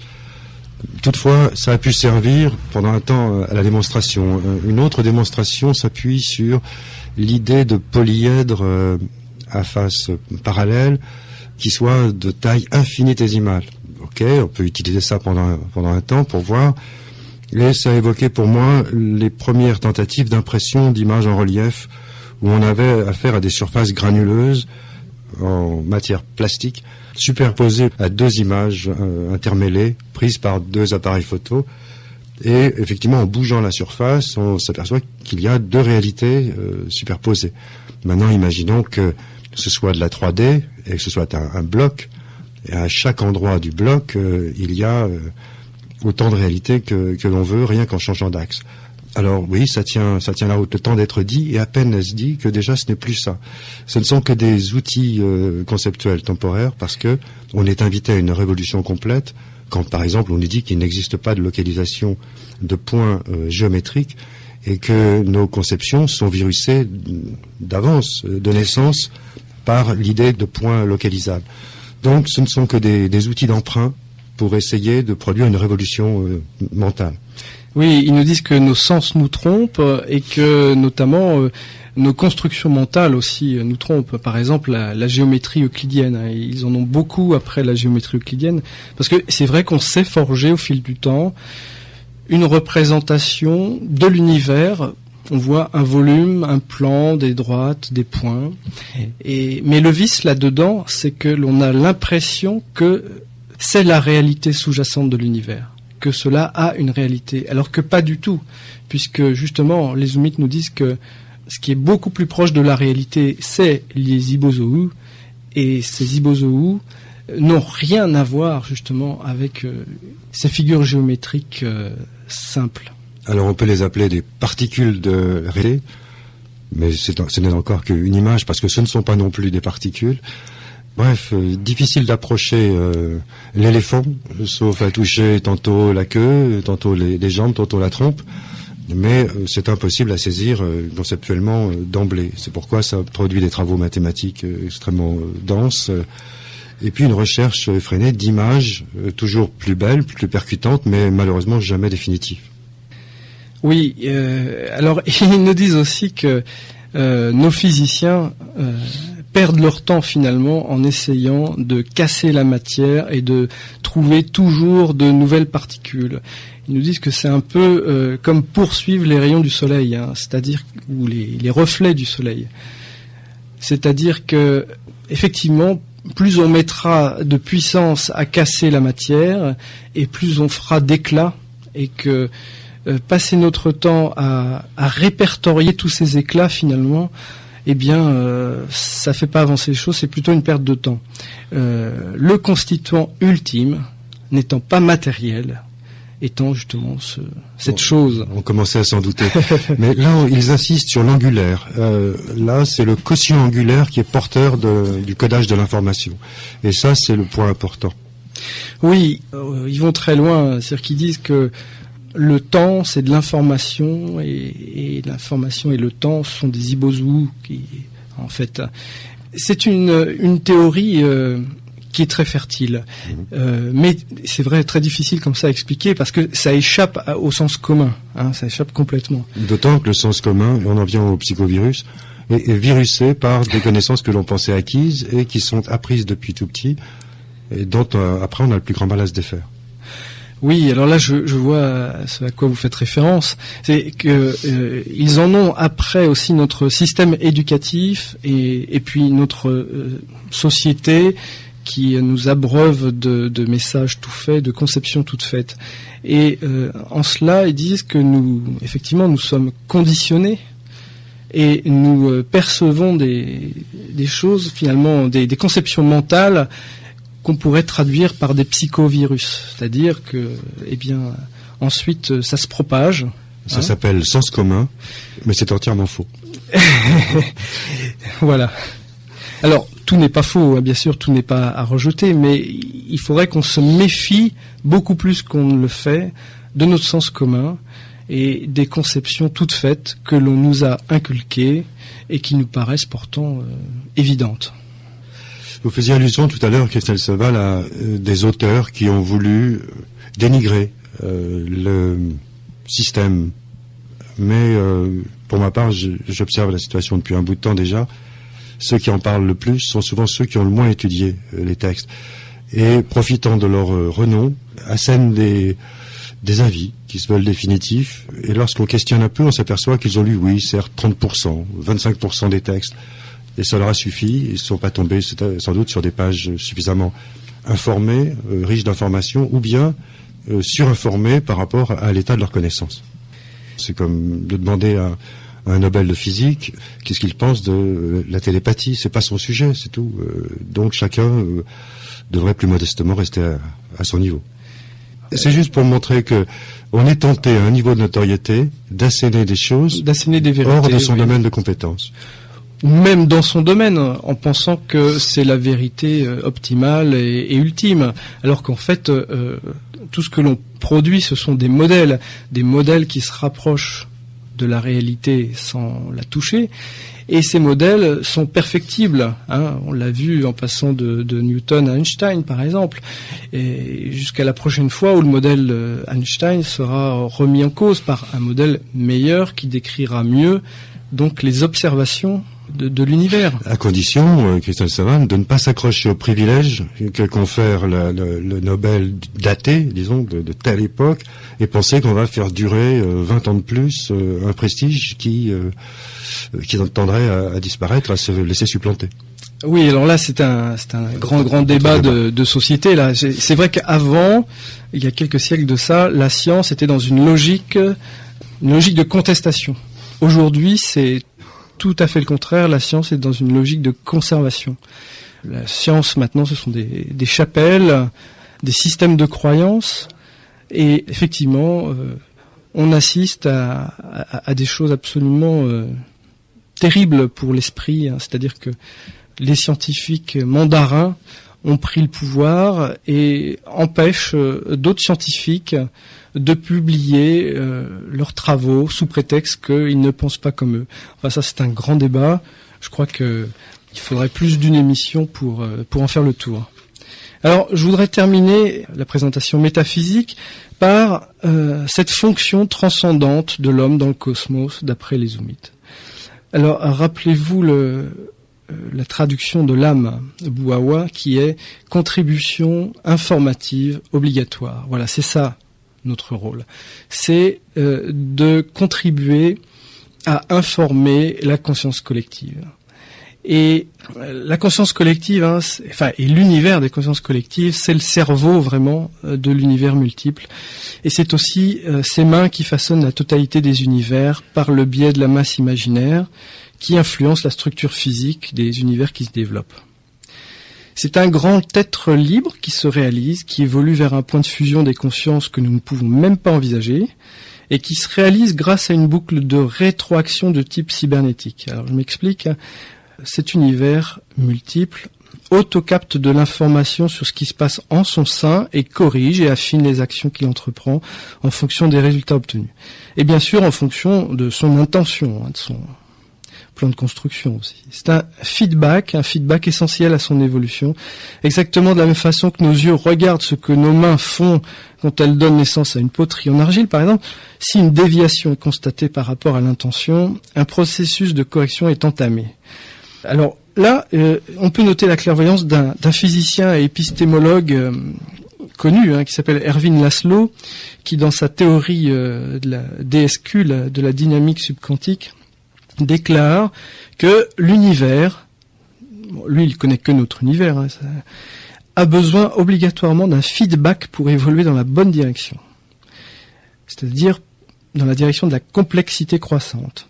Donc lui il a analysé ça comme ça, il faut forcément quelque part un feedback, sinon on ne pourrait pas aller dans le sens de l'orthogenèse de l'univers.